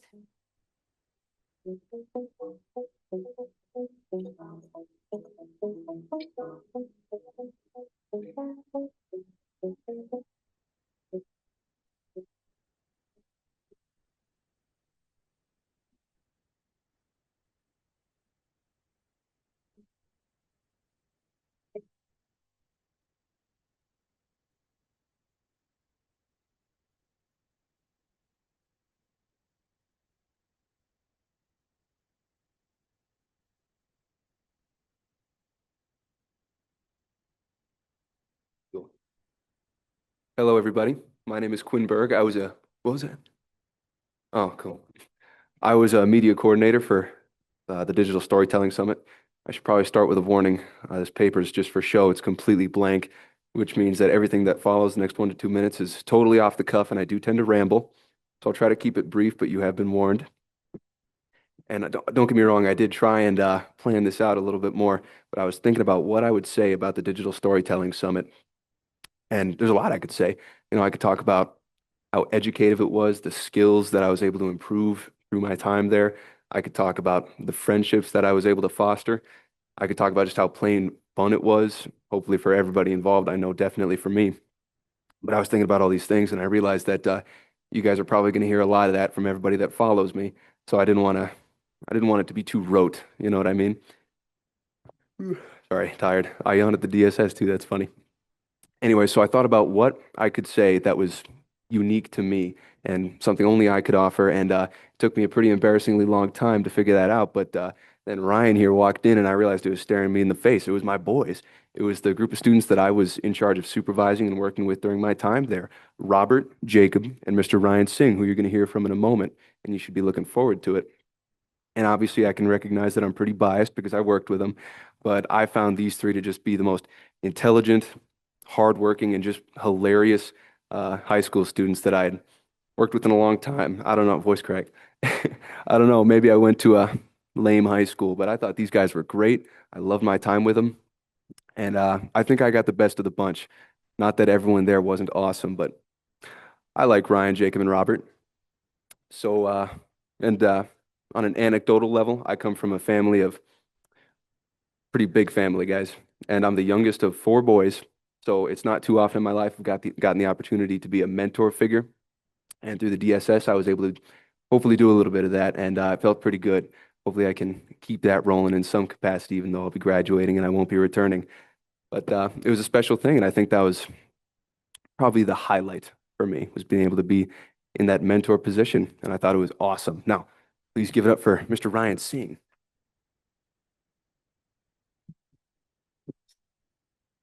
Hi, I'm Ryan. Last year I did the Digital Storytelling Summit here, and at first I didn't think it'd be too fun, but as I got to know some of the guys here, Ben, Zach, Lincoln, and Quinn over here, they're all really nice guys. Jacob and who was it, Cooper? Cooper, they can't be here today, unfortunately, but they're also a blast to hang out with.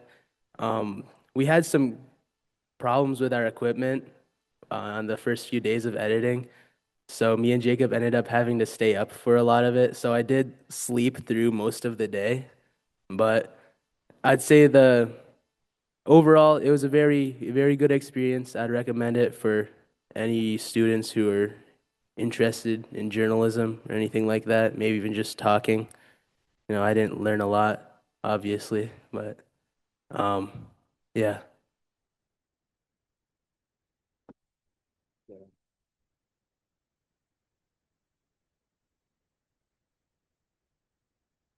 Like I said, it was a really fun week. We almost forgot to talk about what we actually did for it. So if you know about the DSS, you know that each group that gets created is assigned a community partner that's either on or off campus. And we were pretty lucky. We were assigned the closest guys, the UND Biology Department. So they were right on our front door.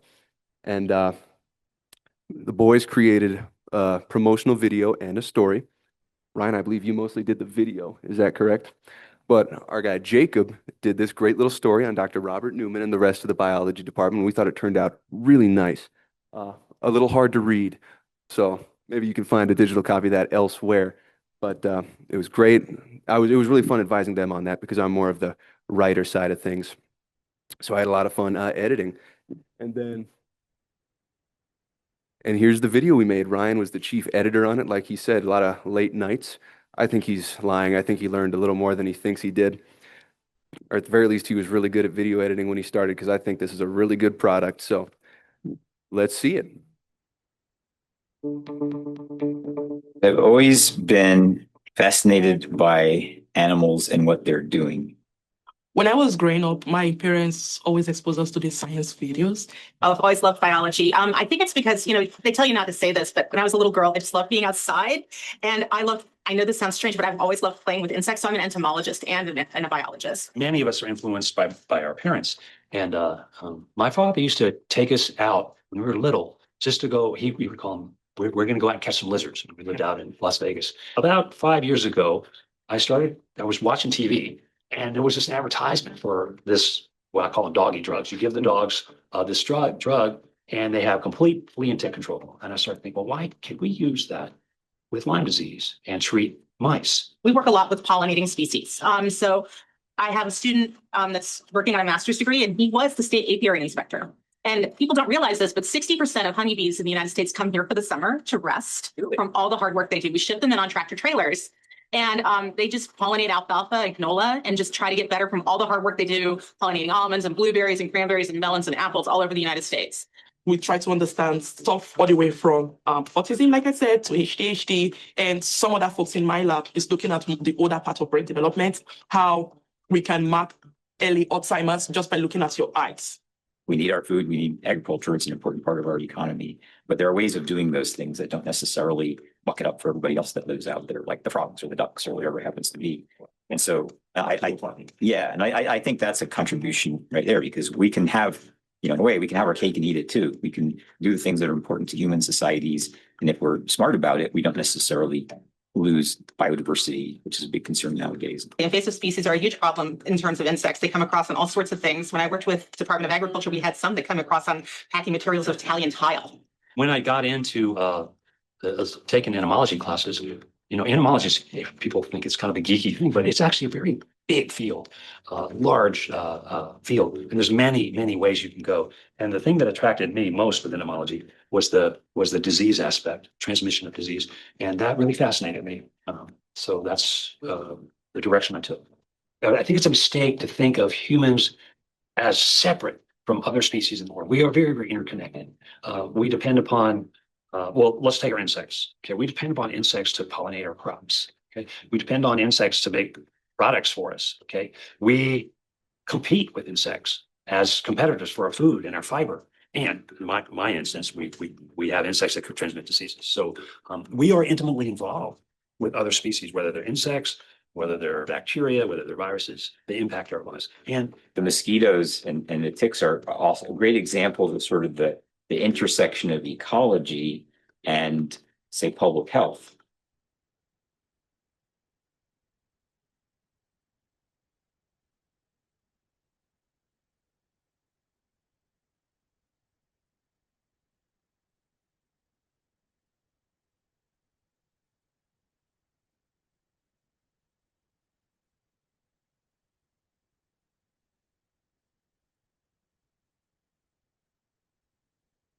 Quinn's a tough person to follow up, but my name's Zach. I was a media coordinator during last summer's Digital Storytelling Summit. Our group was Ben, Cooper, and Loki. Ben joined us today, and we had an amazing week. We got to make so many memories. I think our cheeks were all hurting afterwards from laughing so hard constantly, and we're also able to show students a little bit about the communications department and what it might look like if they wanted to be communication students one day or come to UND. Our group's project was the UND chemistry department, and I want to thank everybody that helped make DSS possible last year. And I'll let Ben share a little bit about his time. He took the main lead on our feature story part of it, so give it over to him. Good morning. My name is Benjamin Carpenter. I am from Walhalla, North Dakota. I am currently a senior in high school. First off, I want to say thank you to the UND Communication Department for putting this event on specifically and the camp on during the summer. It's just such a blast and an amazing opportunity for all high school kids looking to go into anything with journalism or that sort of idea. I want to start off by talking about the feature story. I did the most of the part of the feature story just because this is actually my second year at camp. So I let the other two take part in the video more because they were more excited about it, and I took over on the feature story. It was lots of fun writing it. I guess we took a lot of the stuff from the interviews we did in the video, we turned it into the story. That's pretty much all I got. And here's our video.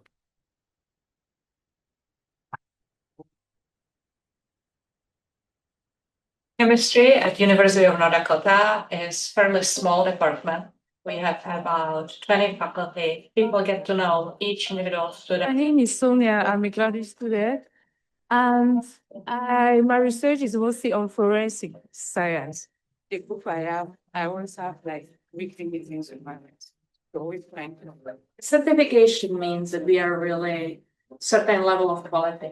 So there is total of over 700 programs which have this accreditation and recognition, and we are certified since 1949. Chemistry is that like central science having applications in the environment, in the human system, in energy. Since we get foods and on daily basis, we apply some perfumes and some other stuff, all things involving chemistry. But this lab is of Dr. Zhao, and it's doing research on nanoscience and nanoparticles. My name is Yujie Xue in Dr. Zhao's lab. So we have some mirror to trace the nanoparticles. And then in this way, we can see where the tumor cells and the cancer cells are. So we can help the surgeon to remove the cancer cells and the tumor cells. We'll actually see some images of the human hair. Okay, this is a dental vacuum. We use this to coat our samples. The main thing that we do in this lab is to take those insects, analyze the constituent of those insects, and see if we can actually detect those metabolites, cocaine and its metabolites. I became interested in chemistry when I went to Yellowstone National Park and I saw the melting pots and the geothermal geysers there, and I wondered why they looked the way they did and why they interacted with nature. I worked specifically on what is known as lignin, this plant-based material, and how we can convert this material that is either found in nature or as a commercial waste product, how we can convert that into different chemicals, different fuel sources, and how we can create these different pathways to make a greener future for the environment. We can manage many aspects in our lives with chemistry. Besides, I can feel a sense of accomplishment when making something, synthesizing something very successfully. Synthesizing things like drugs, polymers, nanoparticles, and as well as bioimaging things and biosensors. We are very interested to do research and provide hands-on experience.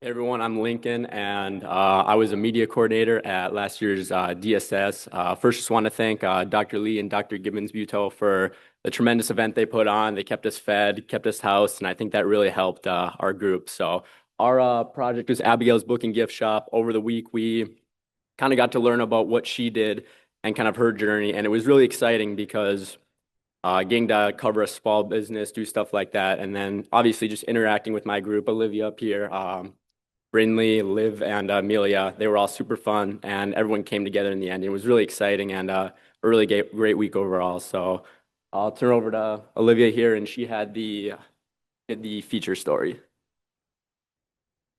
All right, so I'm Olivia, and I'm from Bismarck, but I'm actually just finishing up my first year here at UND, majoring in English right now. And I'm just so grateful for the opportunity to come to the Digital Storytelling Summit. I was really hesitant coming and didn't really know what to think, but was always interested in anything in communication, journalism, and anything of that aspect.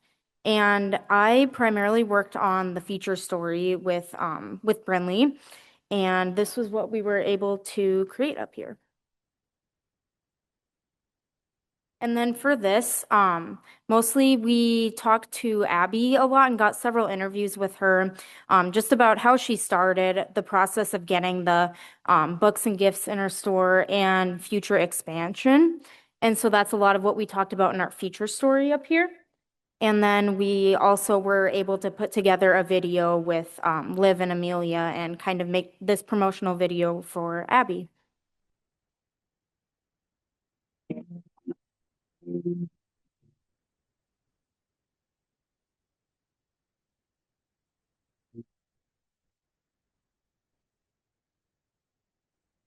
Hi, everyone. My name is Abby. I'm the owner at Abigail's Book and Gift Shop, and today we're here at my shop at Midtown. I own and I operate and I do quite literally everything. I wear every single hat that this business needs. Our selection is curated by myself, and I have a 3-step process. The first step are books that I've read and can recommend. I pick from current bestsellers and new releases, and I also love to hear customer recommendations. I have always been a lifetime reader, a longtime lover of books, and honestly, there's not anything like this in Grand Forks. I started online in September of 2022, and honestly, didn't really do that much with it. It quite literally sat on a shelf in my guest bedroom for about 8 months, and then opportunity knocked, and I found myself here at Midtown. And in the last 2 years, we've grown exponentially. It's been really, really cool. But supporting a small business is worth that extra $3 investment. It lets me fulfill my dream. It lets me give back to my community. It lets me buy more shelves. My business is a little bit whimsical. It's cozy and it's super welcoming.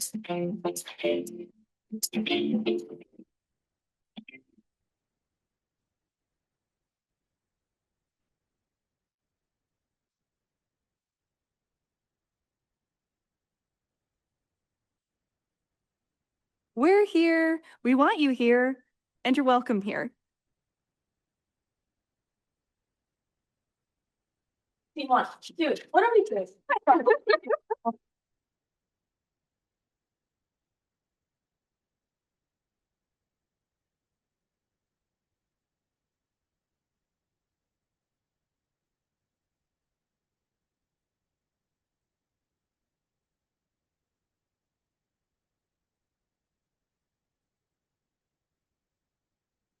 I am what Quinn describes as rote, apparently. I have something that I'm going to go off of. But hi, everybody. My name is Kira Musel. I am a senior here at the University of North Dakota, obviously, and I'm studying communication with a minor in graphic design.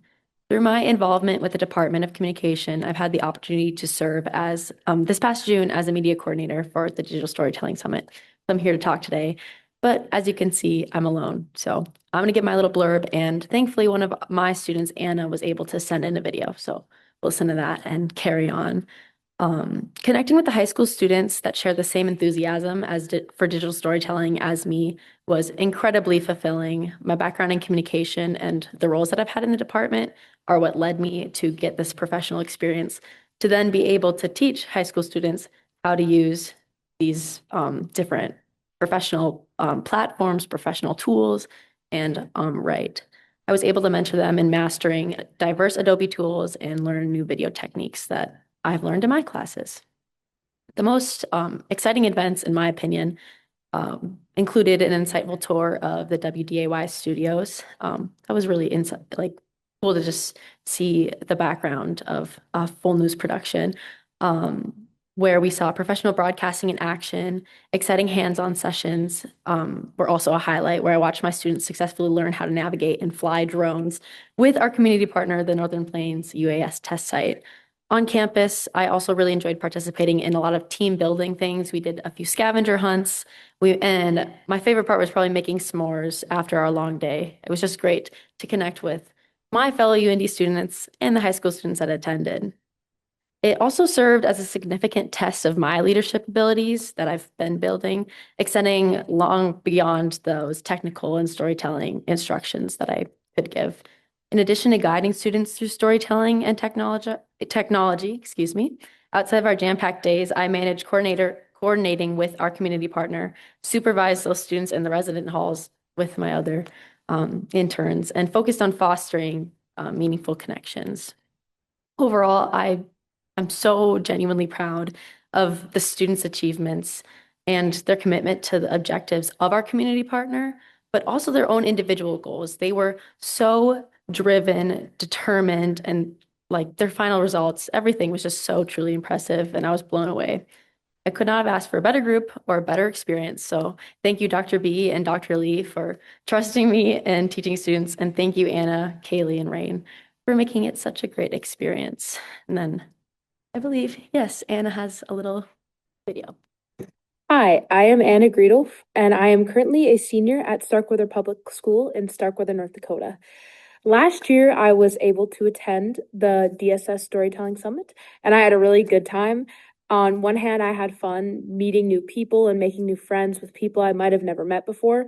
But on the other hand, throughout the actual events and our project making, it was really fun because I've always known that I wanted to go into communications after school because I've done radio broadcasting and speech, and I've really enjoyed that. So I knew I wanted to work with TV, but I've always just thought I wanted to be in front of the camera. But at the Storytelling Summit, I got to work with the actual cameras and video editing, and that's just stuff I've never worked with, even like boom mics and lighting. And I realized how fun it is to be behind the camera. And I also learned through this experience how to communicate with others in a group, just building those good communication skills and also helping learn to communicate with those that you don't know because we had to work with our partner and it was people I'd never met before and something I didn't really know about. So I had to learn how to communicate with them and just work to make this project work. So me and my group, our project was about Northern Plains UAS test site, and they basically explore drones and show how they aren't bad and they can help a lot of people. So our video and article focused on how drones can do a lot of great things, even though they get a bad rep because people think they're looking in their windows or they hear that they're used for wars or stuff like that.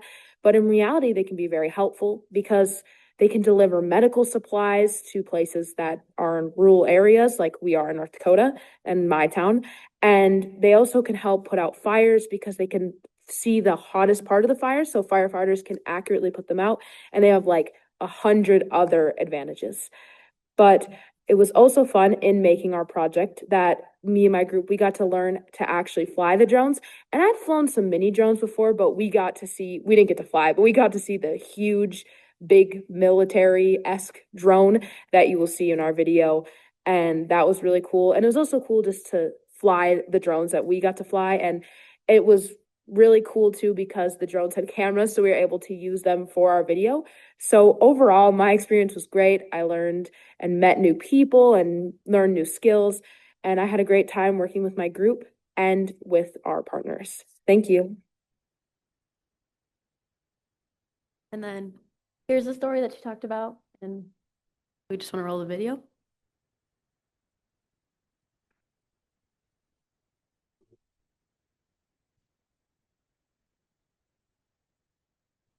I am Rain Katovich, and I'm from right here in Grand Forks. My favorite part would definitely be like physically flying the drone and controlling it and seeing the footage on the remote, like in the air. That was really cool.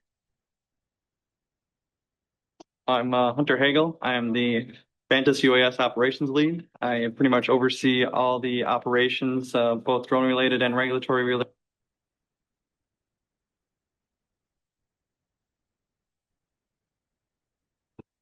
All right, so we have a power button right here. We have our return to land if anything goes crazy while we're in the air.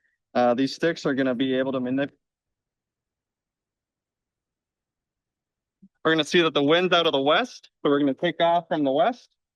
Ready to take off? Yep. Wait.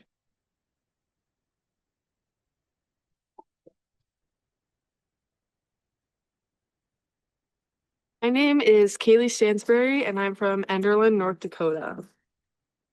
I would think like it would save a bunch of time if we had a life-threatening issue, like medically.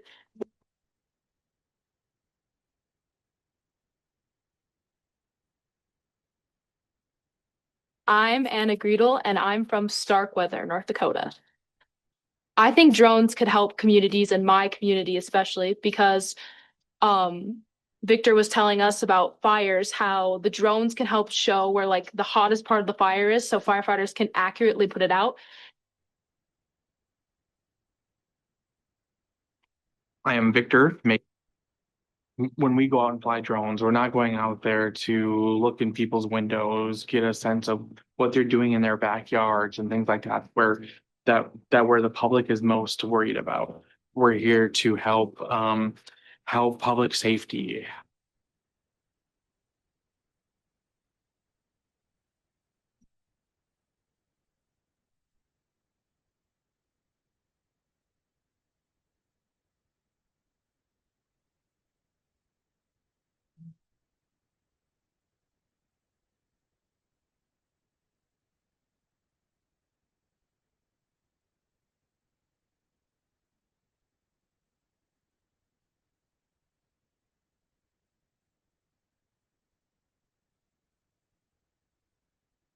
Hello, everyone. I'm Emily Hybe, and for our project, we did Greater Grand Forks Young Professionals. I had such a blast with this internship. It was my first internship I ever got to do, and both just like getting closer with all the interns and all the students there. Honestly, it was just so much fun, and like I had such a great group. And sorry.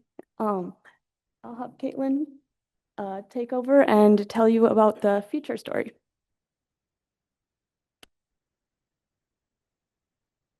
Good afternoon, UND Department of Communications and alumni. My name is Caitlin, and I'm currently a senior at Central High School. Thank you all for being here today. I'm so excited to be back here for this year's summit and share my experience, as this is also my second time participating in it, and to be able to celebrate Communication Appreciation Day with you all. Last year was already incredible enough, but this year they managed to make it even bigger and better. Um, it was so eye-opening to be immersed in a college environment for over a week. Some tend to believe that repetitiveness is boring, but an event like this will flip that belief on its head. It was so much fun. Us students were fortunate with the opportunity to work alongside UND students, Dr. Lee, Dr. Gibbens-Buteau, and other fellow staff.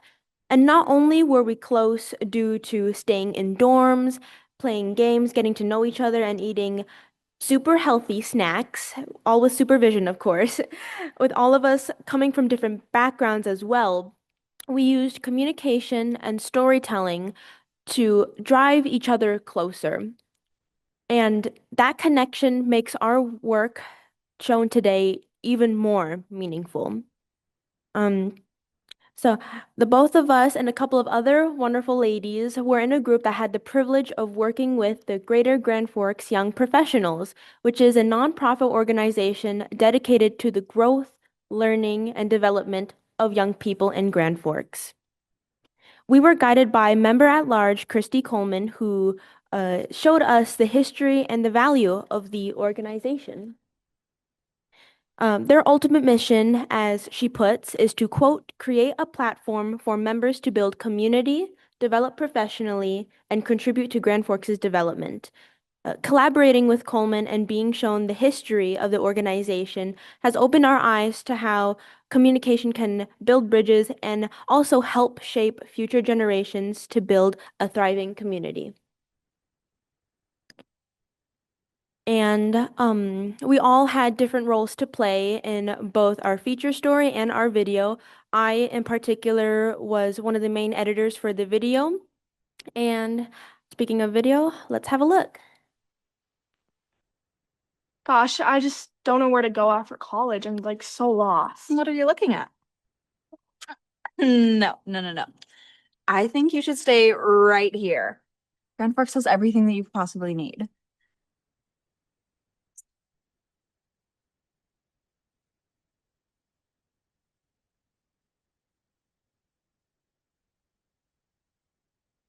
Christy Coleman, and I am the current member at large for the Greater Grand Forks Young Professionals. So at our core, GGFYP is a workforce retention group. We really aim to keep young people and young talent in this community. So we started in 2008. There's just a group of a few young professionals that got together and were really thinking, I want to meet more people just like us. So they put flyers out that they were going to host their first young professionals meeting at Parrots Cay in town. When the night finally came, there was over 40 people that attended the meeting. It absolutely packed the place.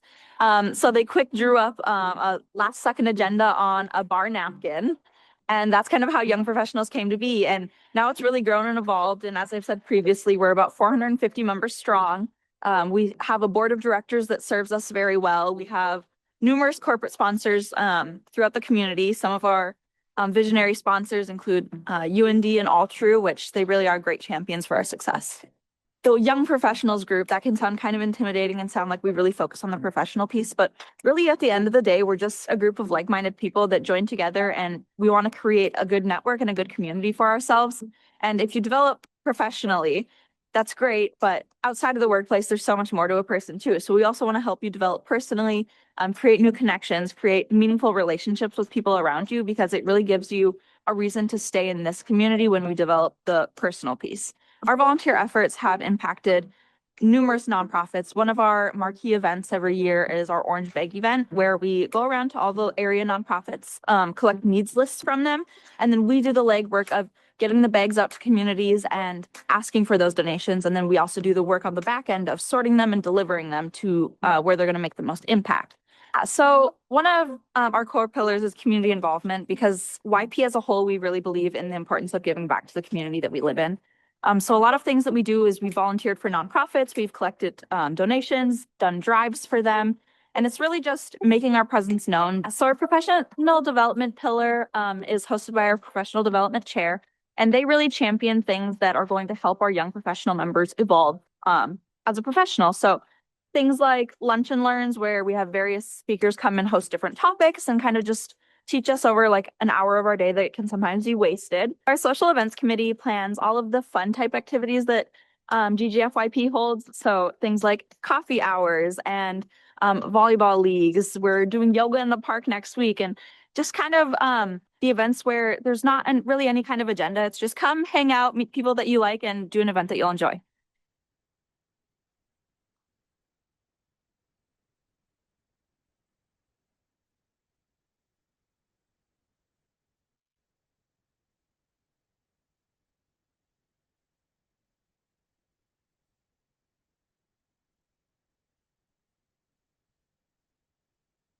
So, as you can see here today, there was so much to gather from the summit. Some of us picked up a new hobby, gained new friendships, while others wondered, maybe this is the right path for me. We learned interpersonal skills, explored media editing and journalism, and so much more. And this summit has only increased my excitement about attending UND tenfold. Being here, learning from professors, student mentors, and staff, and working alongside other passionate students, it has made me feel more confident about the next step, and not only my educational journey, but everyone else's too. So speaking of which, I would like to thank all the professors, staff, and UND's mentor students, everyone who has given their dedication and made this event possible. Your guidance and support has meant everything. I'm excited to come back as an official UND student and continue growing both personally and professionally, and I wish the exact same for my fellow high school students. I can't wait to see what it truly means to be a leader. Thank you for welcoming us, challenging us, and inspiring us. Here's to many more opportunities like this one. Thank you.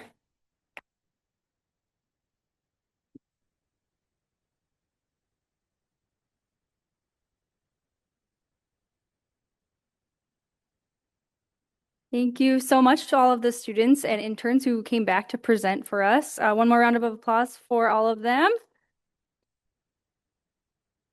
All right, that will move us right into our roundtable session. So if everyone wants to get moving over there, I'll read off where we're at for that. We have 12 amazing alumni who have joined us.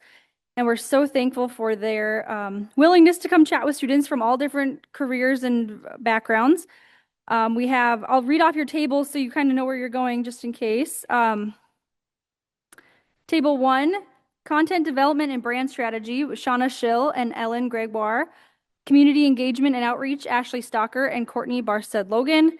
Public Affairs, Government and Law, John Bernstrom and Marissa Sauceda. Social Media and Digital Content, Grace Wagner and Haley Bjork. Events and Leadership, Brooke Conlin and Nicole Rothenberger. And then Sports and Science Communication, Victor Meza and Hunter Plant.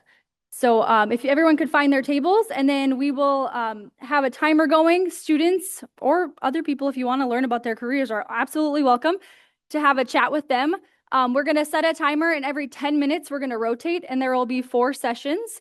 So you won't get a chance to talk to everybody at every table, but you'll get to choose 4 tables. So I hope everyone is brave and goes and asks questions and learns about new career paths and has a great time. Thank you.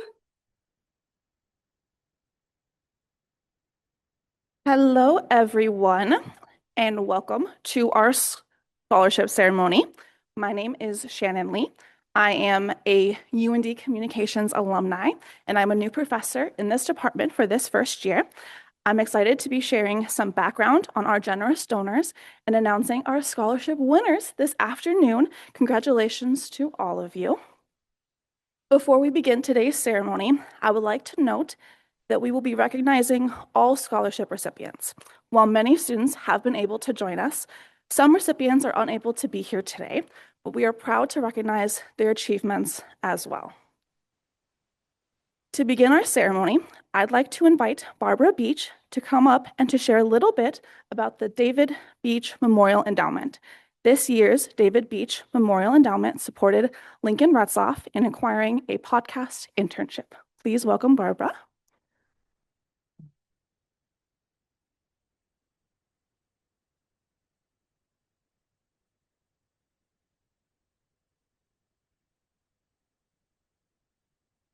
That better. Hey, it's great to be here. Last year I was here to talk about how the scholarship, Dave Beach Scholarship, changed from a scholarship to an endowment. And when we first set this up, I was not too excited about podcasting. And the problem is I'm old and I don't like change, and I have to tell you that I should have followed in my husband's footsteps. Now, he died in 1986, so his radio station basically used records, 78 long play records, live on the air, or big tapes that lasted like 2 hours. So he went to a conference and he saw the most amazing thing. And you guys are going to laugh, but he found a CD player. And he brought the CD connection to Grand Forks, and it was the first radio station to use CDs in broadcasting. So that was a major accomplishment for him. But of course, CD technology for you is old hat, and we're streaming and podcasting all over the place. And so I'm really proud to say that I've changed my mind and I really like the podcasting.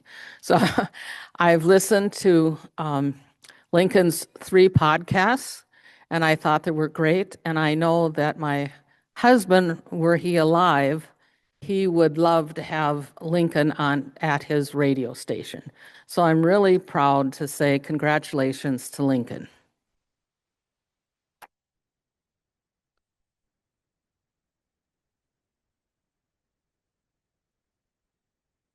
Now we would like to invite Lincoln up on stage to take a picture. You didn't tell me that. Here, I will.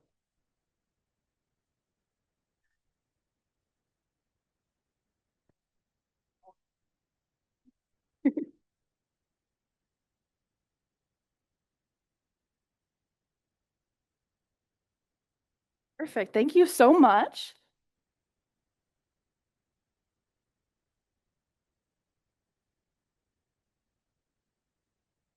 As many of you know, our communication department lost an important member of our community last spring.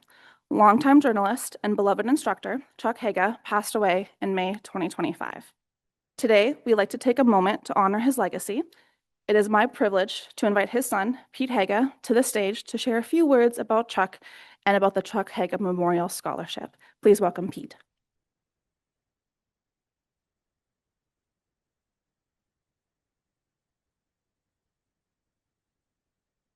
Good afternoon, everyone. First of all, congratulations in advance to all the scholarship winners. My name is Pete Haga. It has been just about a year since my father has passed, and I'm honored to be here to announce the Chuck Haga Memorial Scholarship that has been established. I can't say enough about working with the UND Alumni Association and particularly the Communications Department and all the members for all their support. This scholarship will be going to someone who is either a first year coming into the communication school or somebody who's established in the journalism profession. My dad, Chuck, came from Valley City and not a lot of means, and it meant a lot to get any type of support to be able to come to UND. He established the principles of journalism here while at the School of Communications. Moreover, he had the experiences that opened him up to the whole world and gave him the opportunity to live a life full of both passion and purpose with the tools and the skills that he developed. He took with him to his end days all of the lessons that were learned, the friendships that were gained at the University of North Dakota, and all of the experiences that led him across the world and through a very storied career in journalism. Having the ability to affect a younger person, a student coming in to the School of Communications is something that he cherished deeply. This was today was his second favorite day in the calendar year. When he had a chance to recognize students and help select and give out scholarships. His first favorite, as some may know, was when he forced students to make handwritten thank you notes. That's when you actually take a pen and write on a piece of paper and you put a stamp on an envelope. So that was his first, but this was his second favorite day. So to be here and to be able to recognize him and thank the department for everything that you've done to be able to recognize him in perpetuity is a great honor. So once again, congratulations to the scholarship winners and thank you all.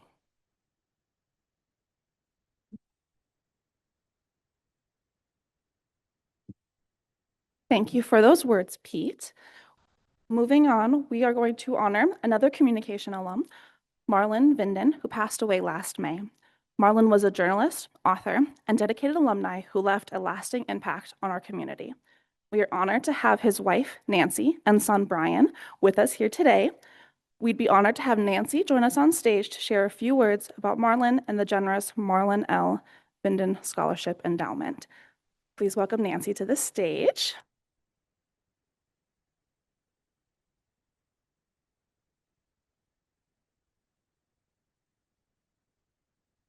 Well, thank you for inviting me here today.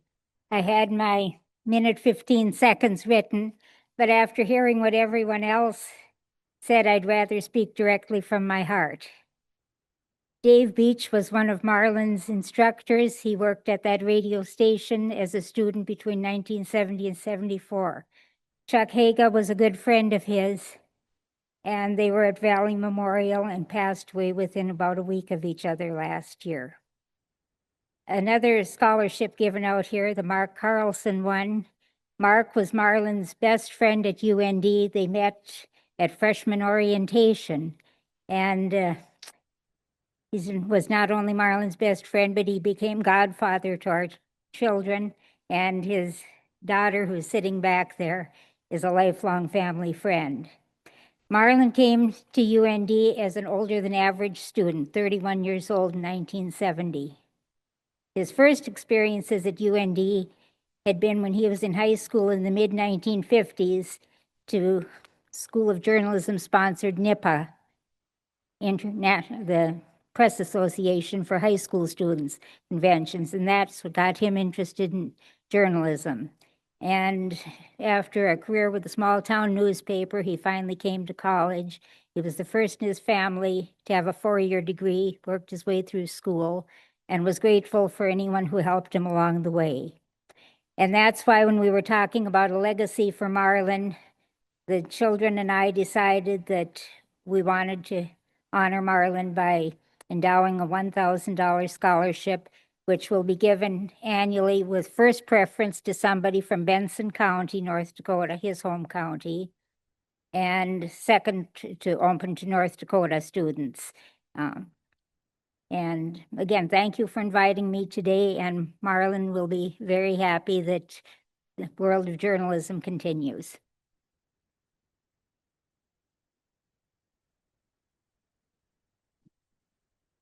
Thank you, Nancy, for those words, and thank you both Nancy and Brian for being here today. Now, I'd like to welcome Sarah Davis, the daughter of Mark Carlson, to the stage to present our next award.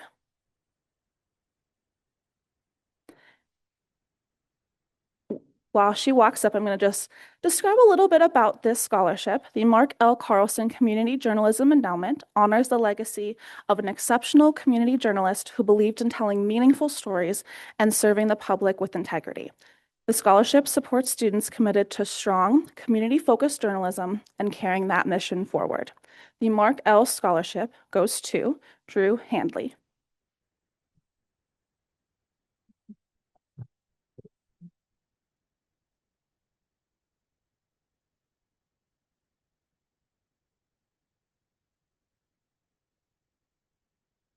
Dr. Stephen Rendell was a beloved communication professor at UND, known for his passion for peace journalism, cross-cultural communication, and storytelling.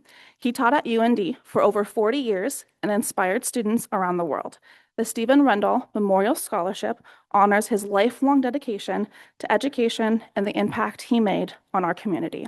Before I share this year's recipient, I do have a message from his wife, Robin, and I will act on her behalf as she was unable to be here today. Hello to all of you wonderful communication department students, faculty, and guests, and especially the marvelous group of scholarship winners this year. It has always been my pleasure to come to the Hagerty Lecture from the early days when it was started by Marilyn Hagerty and Steve and held downtown at the Grand Forks Herald Community Room. Now, with its inclusion with Communication Appreciation Day, it's wonderful to showcase everything about the communication department and journalism in today's world. However, this year I am unable to be physically present with you, so my brief comments awarding Dr. Steve Rendell Scholarship are being read to you. My theme this year is about facing the choppy waters of change. As Maya Shankar, a cognitive scientist, described in her recent 2026 book, The Other Side of Change, Who We Become When Life Makes Other Plans. Now, you might question how this applies to Steve and his scholarship award today when he not only got his master's degree here in the department, but also taught here for 41 years. Well, for most of his 71 years, Steve was all about quelling those choppy waters and exploring those new opportunities that change the present. Growing up on a rural North Dakota farm, south of Rugby, North Dakota, the geographical center of North America, you always had to find ways to deal with fixing lots of things when town was 20 plus miles away. He loved being a North Dakotan because no matter where he traveled, meeting someone from this state always meant they had friends, colleagues, and even relatives in common. I'm very pleased that this year, 2 of his last faculty recruits, Dr. Kim and Dr. Lee, are still making their home and providing their leadership and their scholarship here at UND. Steve would be thrilled. Steve loved teaching overseas. He loved collaborating on international peace journalism issues. He loved working with the Nobel Peace Prize Institute in Oslo, Norway. He especially loved teaching at the American College of Norway in Moss, as well as his amazing time teaching in Shanghai and Romania. He loved being an amateur artist, and he loved all of his personal projects on his mom's home farm south of Grand Forks, raising, showcasing, riding, and racing Arabian horses. And there were always changes, some good, some bad, some indifferent, that he dealt with every day, every week, every month, and every year. He always said, "I was taught to look before you leap, but sometimes I need to leap first, even before I'm ready." Yes, he was always ready to collaborate and to explore new opportunities. As one of the first boomers turning 80 this year, I was part of the 1960s and 70s changes for voting rights, ousting Nixon and his criminal cabinet, and finally LBJ, and ending the Vietnam War after the Kent State murders of 4 student protesters immortalized by Neil Young in the song Ohio. Does this sound familiar? As one final help on this issue of dealing with changes, as all of you students get ready to hit the world, here's another little book idea for you. At least 20 years ago, when I was looking for ideas for my CPA staff meetings, I found a little cartoon book with mice as characters that was a bestseller at the time. Who Moved My Cheese by Spencer Johnson, MD, with the subtitle, An Amazing Way to Deal with Change in Your Work and in Your Life. He also added a book for teens and one for kids. Quite a franchise. So don't let change upend you. Even difficult changes can reveal things to us. What if we saw change as a chance to reimagine ourselves, rather than just as something to endure? What potential could you unlock in yourself? My final question for all of us, who can you be on the other side of change? Thank you, Robin, for sharing those messages with us. And now it is my honor to announce that the recipient of the Stephen E. Rendell's Memorial Scholarship is Kira Musil.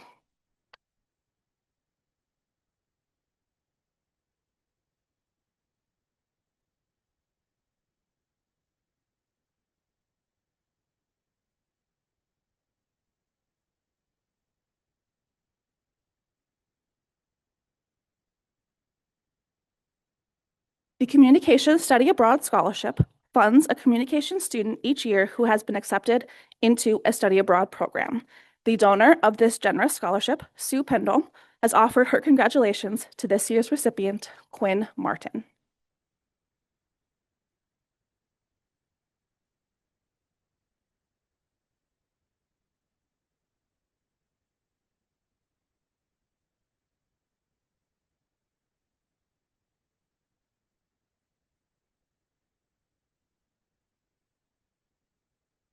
The next scholarship honors Ellen Dahl, who dedicated her life to education. The scholarship is awarded to an outstanding communication student who gives service to the community. Ellen Dahl's son, Harv Dahl, says, "The Ellen Dahl Hill Memorial Scholarship was my mother's way of thanking the journalism department where my late wife, Pat, and I got our degrees." He offers his congratulations to the recipient, Elliot Knutsvig.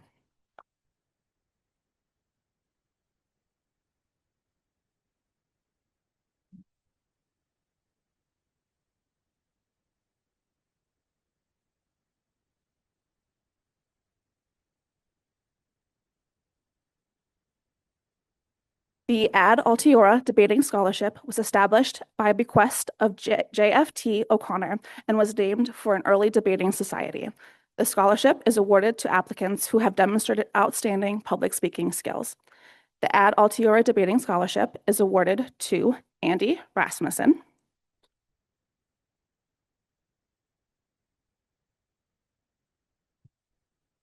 and Brooklyn Braun.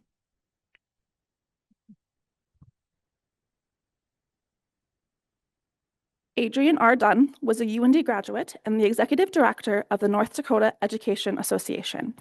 He died in 1986, and his friends and family endowed a scholarship in his honor. The scholarship benefits students with a degree plan in journalism and/or political science. The Adrian R. Dunn Memorial Scholarship, Communication Scholarship, goes to Drew Handley.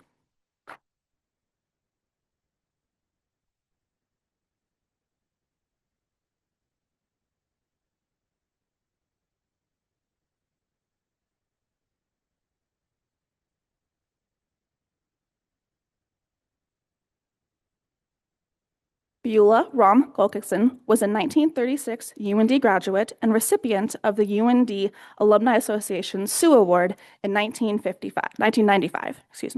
This award is given to communication juniors or seniors with an emphasis in public relation. The Beulah Rom Golkison Communication Scholarship has been awarded to Brody Katka,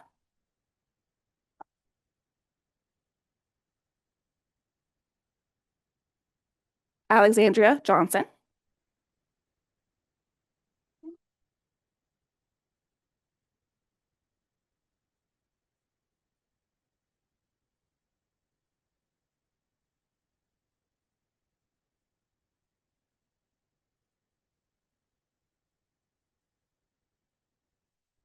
Allie Nelson,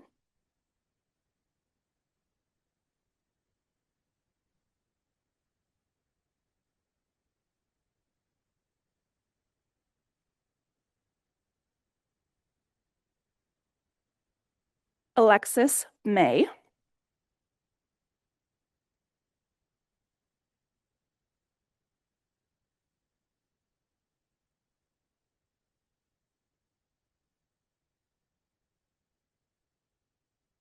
Grace Rude,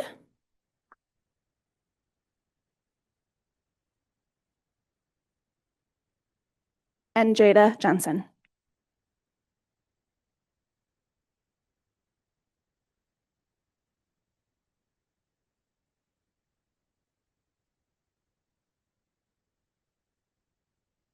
Boyd Christensen's journey began at UND in 1955, where he put himself through school with part-time jobs showcasing his strong work ethic. His dedication to the field led him to become a radio and TV producer, leaving a lasting impact on the campus and community. In honor of Boyd's legacy and their profound gratitude for the education they received at UND, Marlene Christensen, widow of late Boyd Christensen, established the Boyd Christensen Scholarship Endowment. This scholarship reflects their commitment to giving back to the university that played an important role in shaping their 3 children and 8 grandchildren's lives. As the Christensen family has deep roots in the university, spanning 3 generations of UND graduates, the scholarship aims to support the UND Communication Department's students. This year, the winners of the Boyd Christensen Scholarship are Susanna Shug,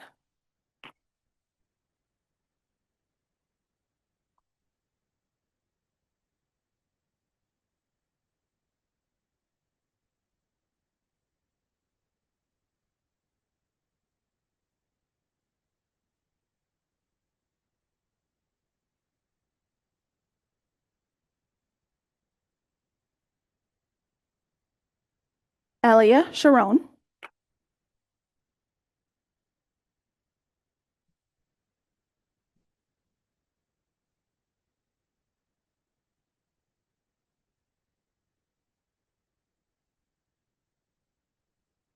and David Wendt.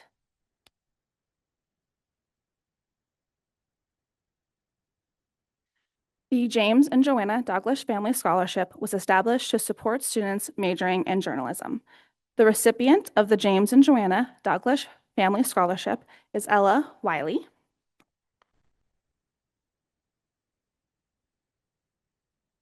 This Douglas D. Ratty Tikmaya and Majorie Tikmaya Scholarship is given to a student in the Department of Communication each year with an interest in strategic communication or sports communication.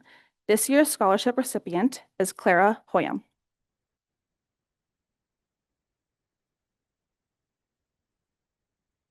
Ruth Sorley Edick, a 1939 UND graduate, established this next endowment within the UND Foundation in honor of her mother and aunt. The recipients of the Grace Sorley and Stella Mann Scholarship are Christian White,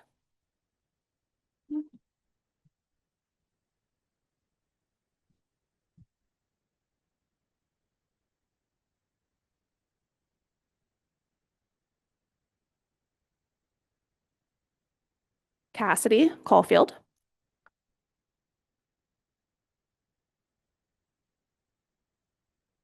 Callan Shirley,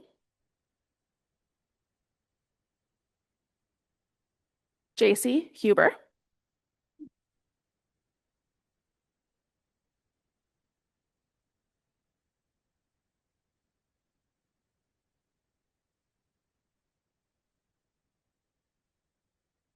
Andrea Alkali,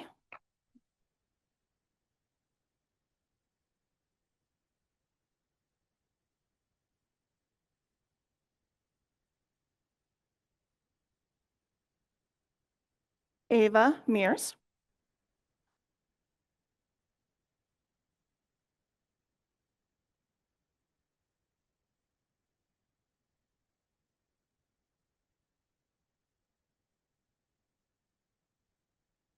and Faith Tinder.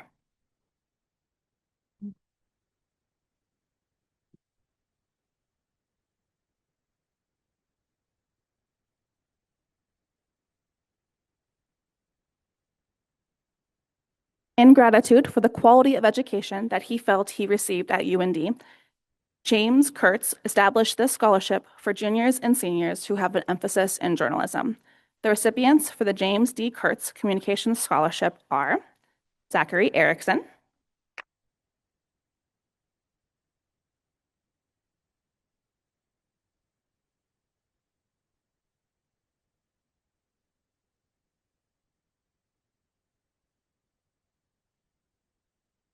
Laurel Hunt,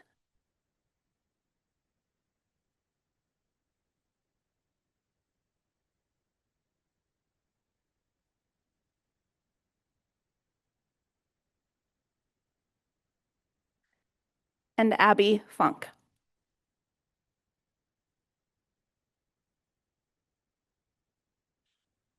John L. Hulting, a 1944 UND graduate, established this award for students with an emphasis in journalism who have a strong academic performance and the potential for career achievement. The John L. Hulting Scholarship has been awarded to Emily Simic,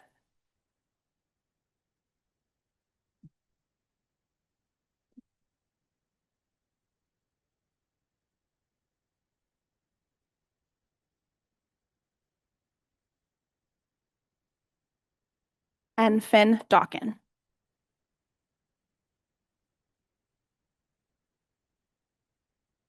The Joseph and Verona Mater Journalism Scholarship was created by Pulitzer Prize winner Melvin Reuter, who was a 1937 UND graduate. He created the scholarship in honor of Joseph Mater, who was chair of the journalism department from 1932 to 1936. This year's recipient is Edison Lunsky.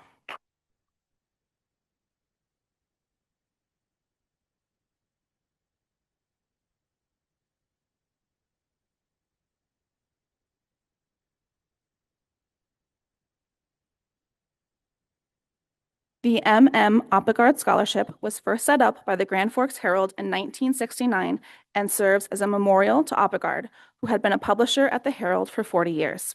An additional scholarship was established by Helen Oppegard in honor of her late husband to be given to a junior or senior interested in journalism. The M.M. Oppegard Scholarships have been awarded to Josie Nelson,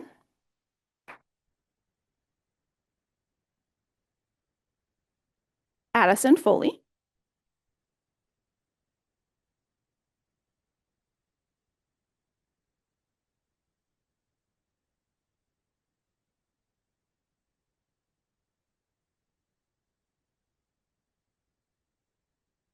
and Maverick Pinsky.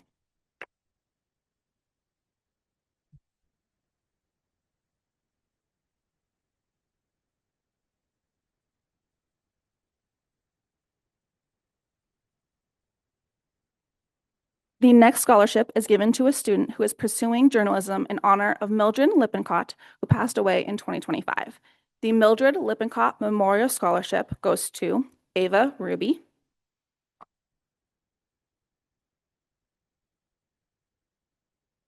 the Thomas S. Dietz Memorial Scholarship was established in memory of longtime UND professor Thomas S. Dietz, Jr.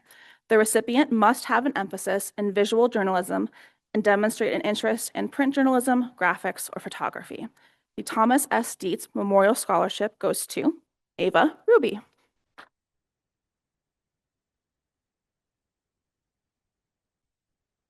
The next scholarship was established in 1992 by Mildred Veach West's son in appreciation of his mother, a 1912 UND graduate, for her North Dakota roots and her journalism education at UND.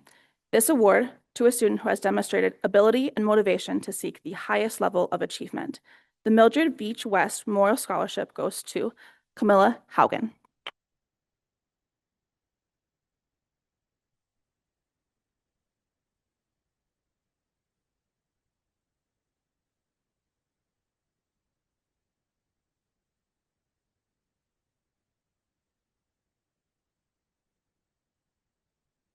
Dorothy Nelson McGregor established the Nelson Memorial Journalism Scholarship Endowment in July 1978 within the UND Foundation in honor of her late brothers Bruce, Wallace, Herbert, and Quint Nelson. This year's Nelson Memorial Journalism Scholarship is awarded to McCoy Beckley,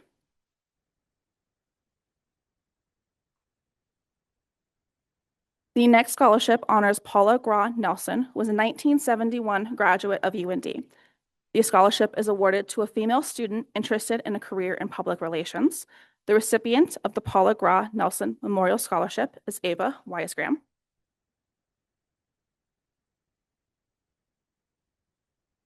The next award was created in honor of Bob Hagan and his family, friends, and colleagues at the Star Tribune in Minneapolis. Bob was a 1967 UND journalism graduate.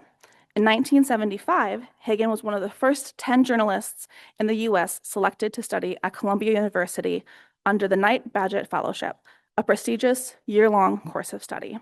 This recipient of the Robert J. Hagan Memorial Scholarship is Mackenzie Olson.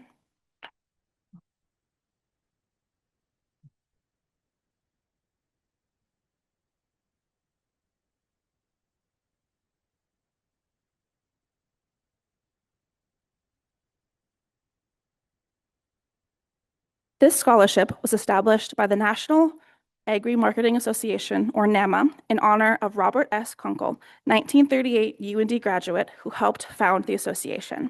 The award is given to a journalism student each year who shows academic achievement, moral character, and leadership. This year's recipient of the Robert S. Kunkel Memorial Scholarship is Taylor Hess.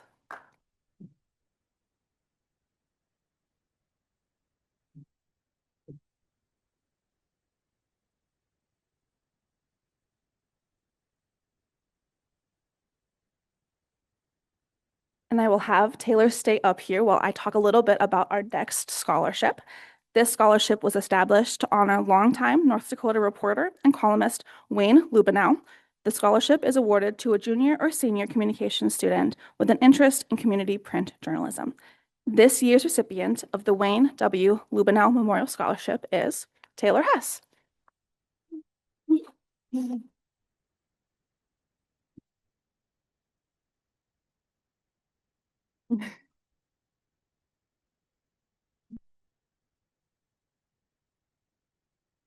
The next award was endowed by and in memory of Russell T. Aslenson, 1940 UND journalism graduate. It is awarded annually to outstanding communication students. The recipients of the Russell T. Aslenson Memorial Scholarship are Heather Callahan,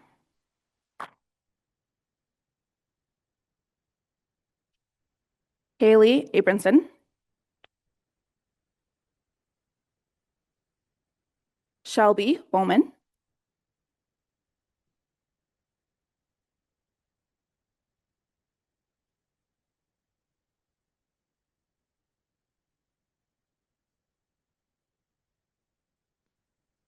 and Katie Ray Feemeyer.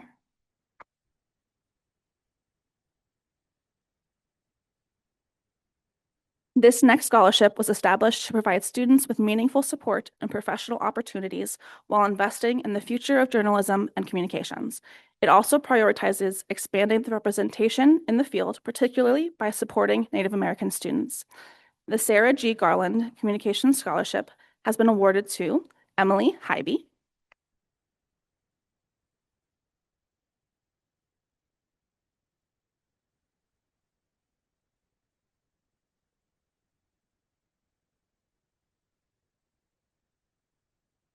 Owen Benware,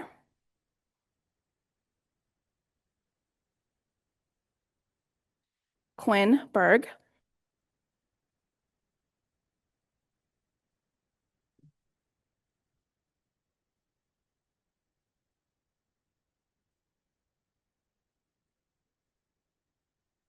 Catherine Thies,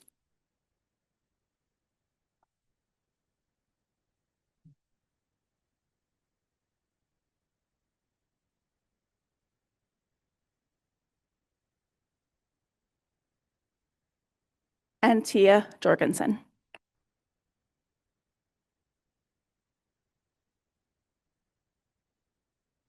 Our last scholarship of the afternoon is an annual award that honors the communication program's most outstanding undergraduate student. It was named after Larry S. Schlesinger, a Phi Beta Kappa alum and a journalist who was killed during the Normandy tragedy invasion in 1944. Each year, graduating seniors write essays to be considered for the award. the Schlesinger family and the communication program faculty selected the recipient. Congratulations to Lincoln Retzlaff for being named this year's recipient of the Larry S.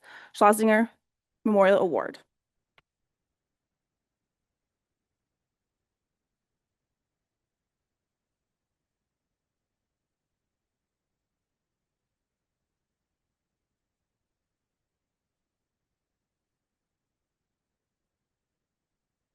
Lincoln is also going to share a few words with you all.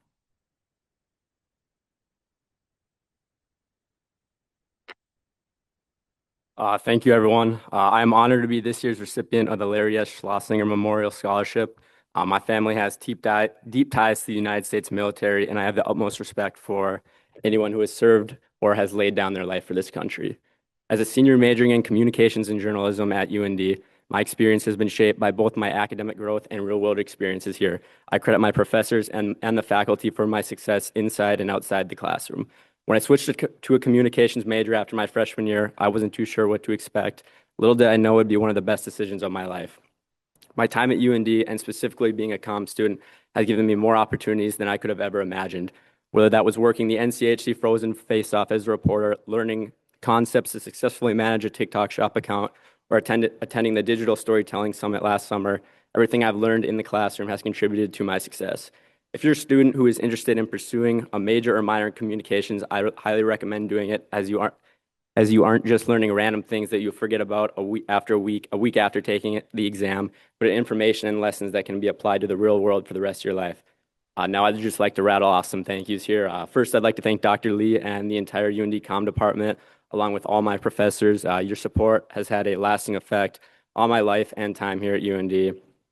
Thank you to my classmates for a great 4 years, and congratulations to all my fellow scholarship recipients. And lastly, I'd like to thank my grandpa, mom, dad, and my girlfriend, Emma, for your support over the last 4 years here at UND. I would not be standing up here without any of you. Thank you.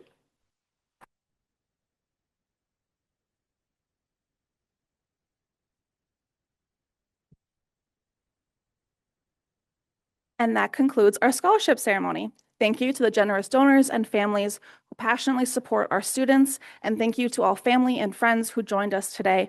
And congratulations to all of the scholarship recipients. After this, I want all of the recipients and donors to please come to the stage for a photo, but congratulations to all of you.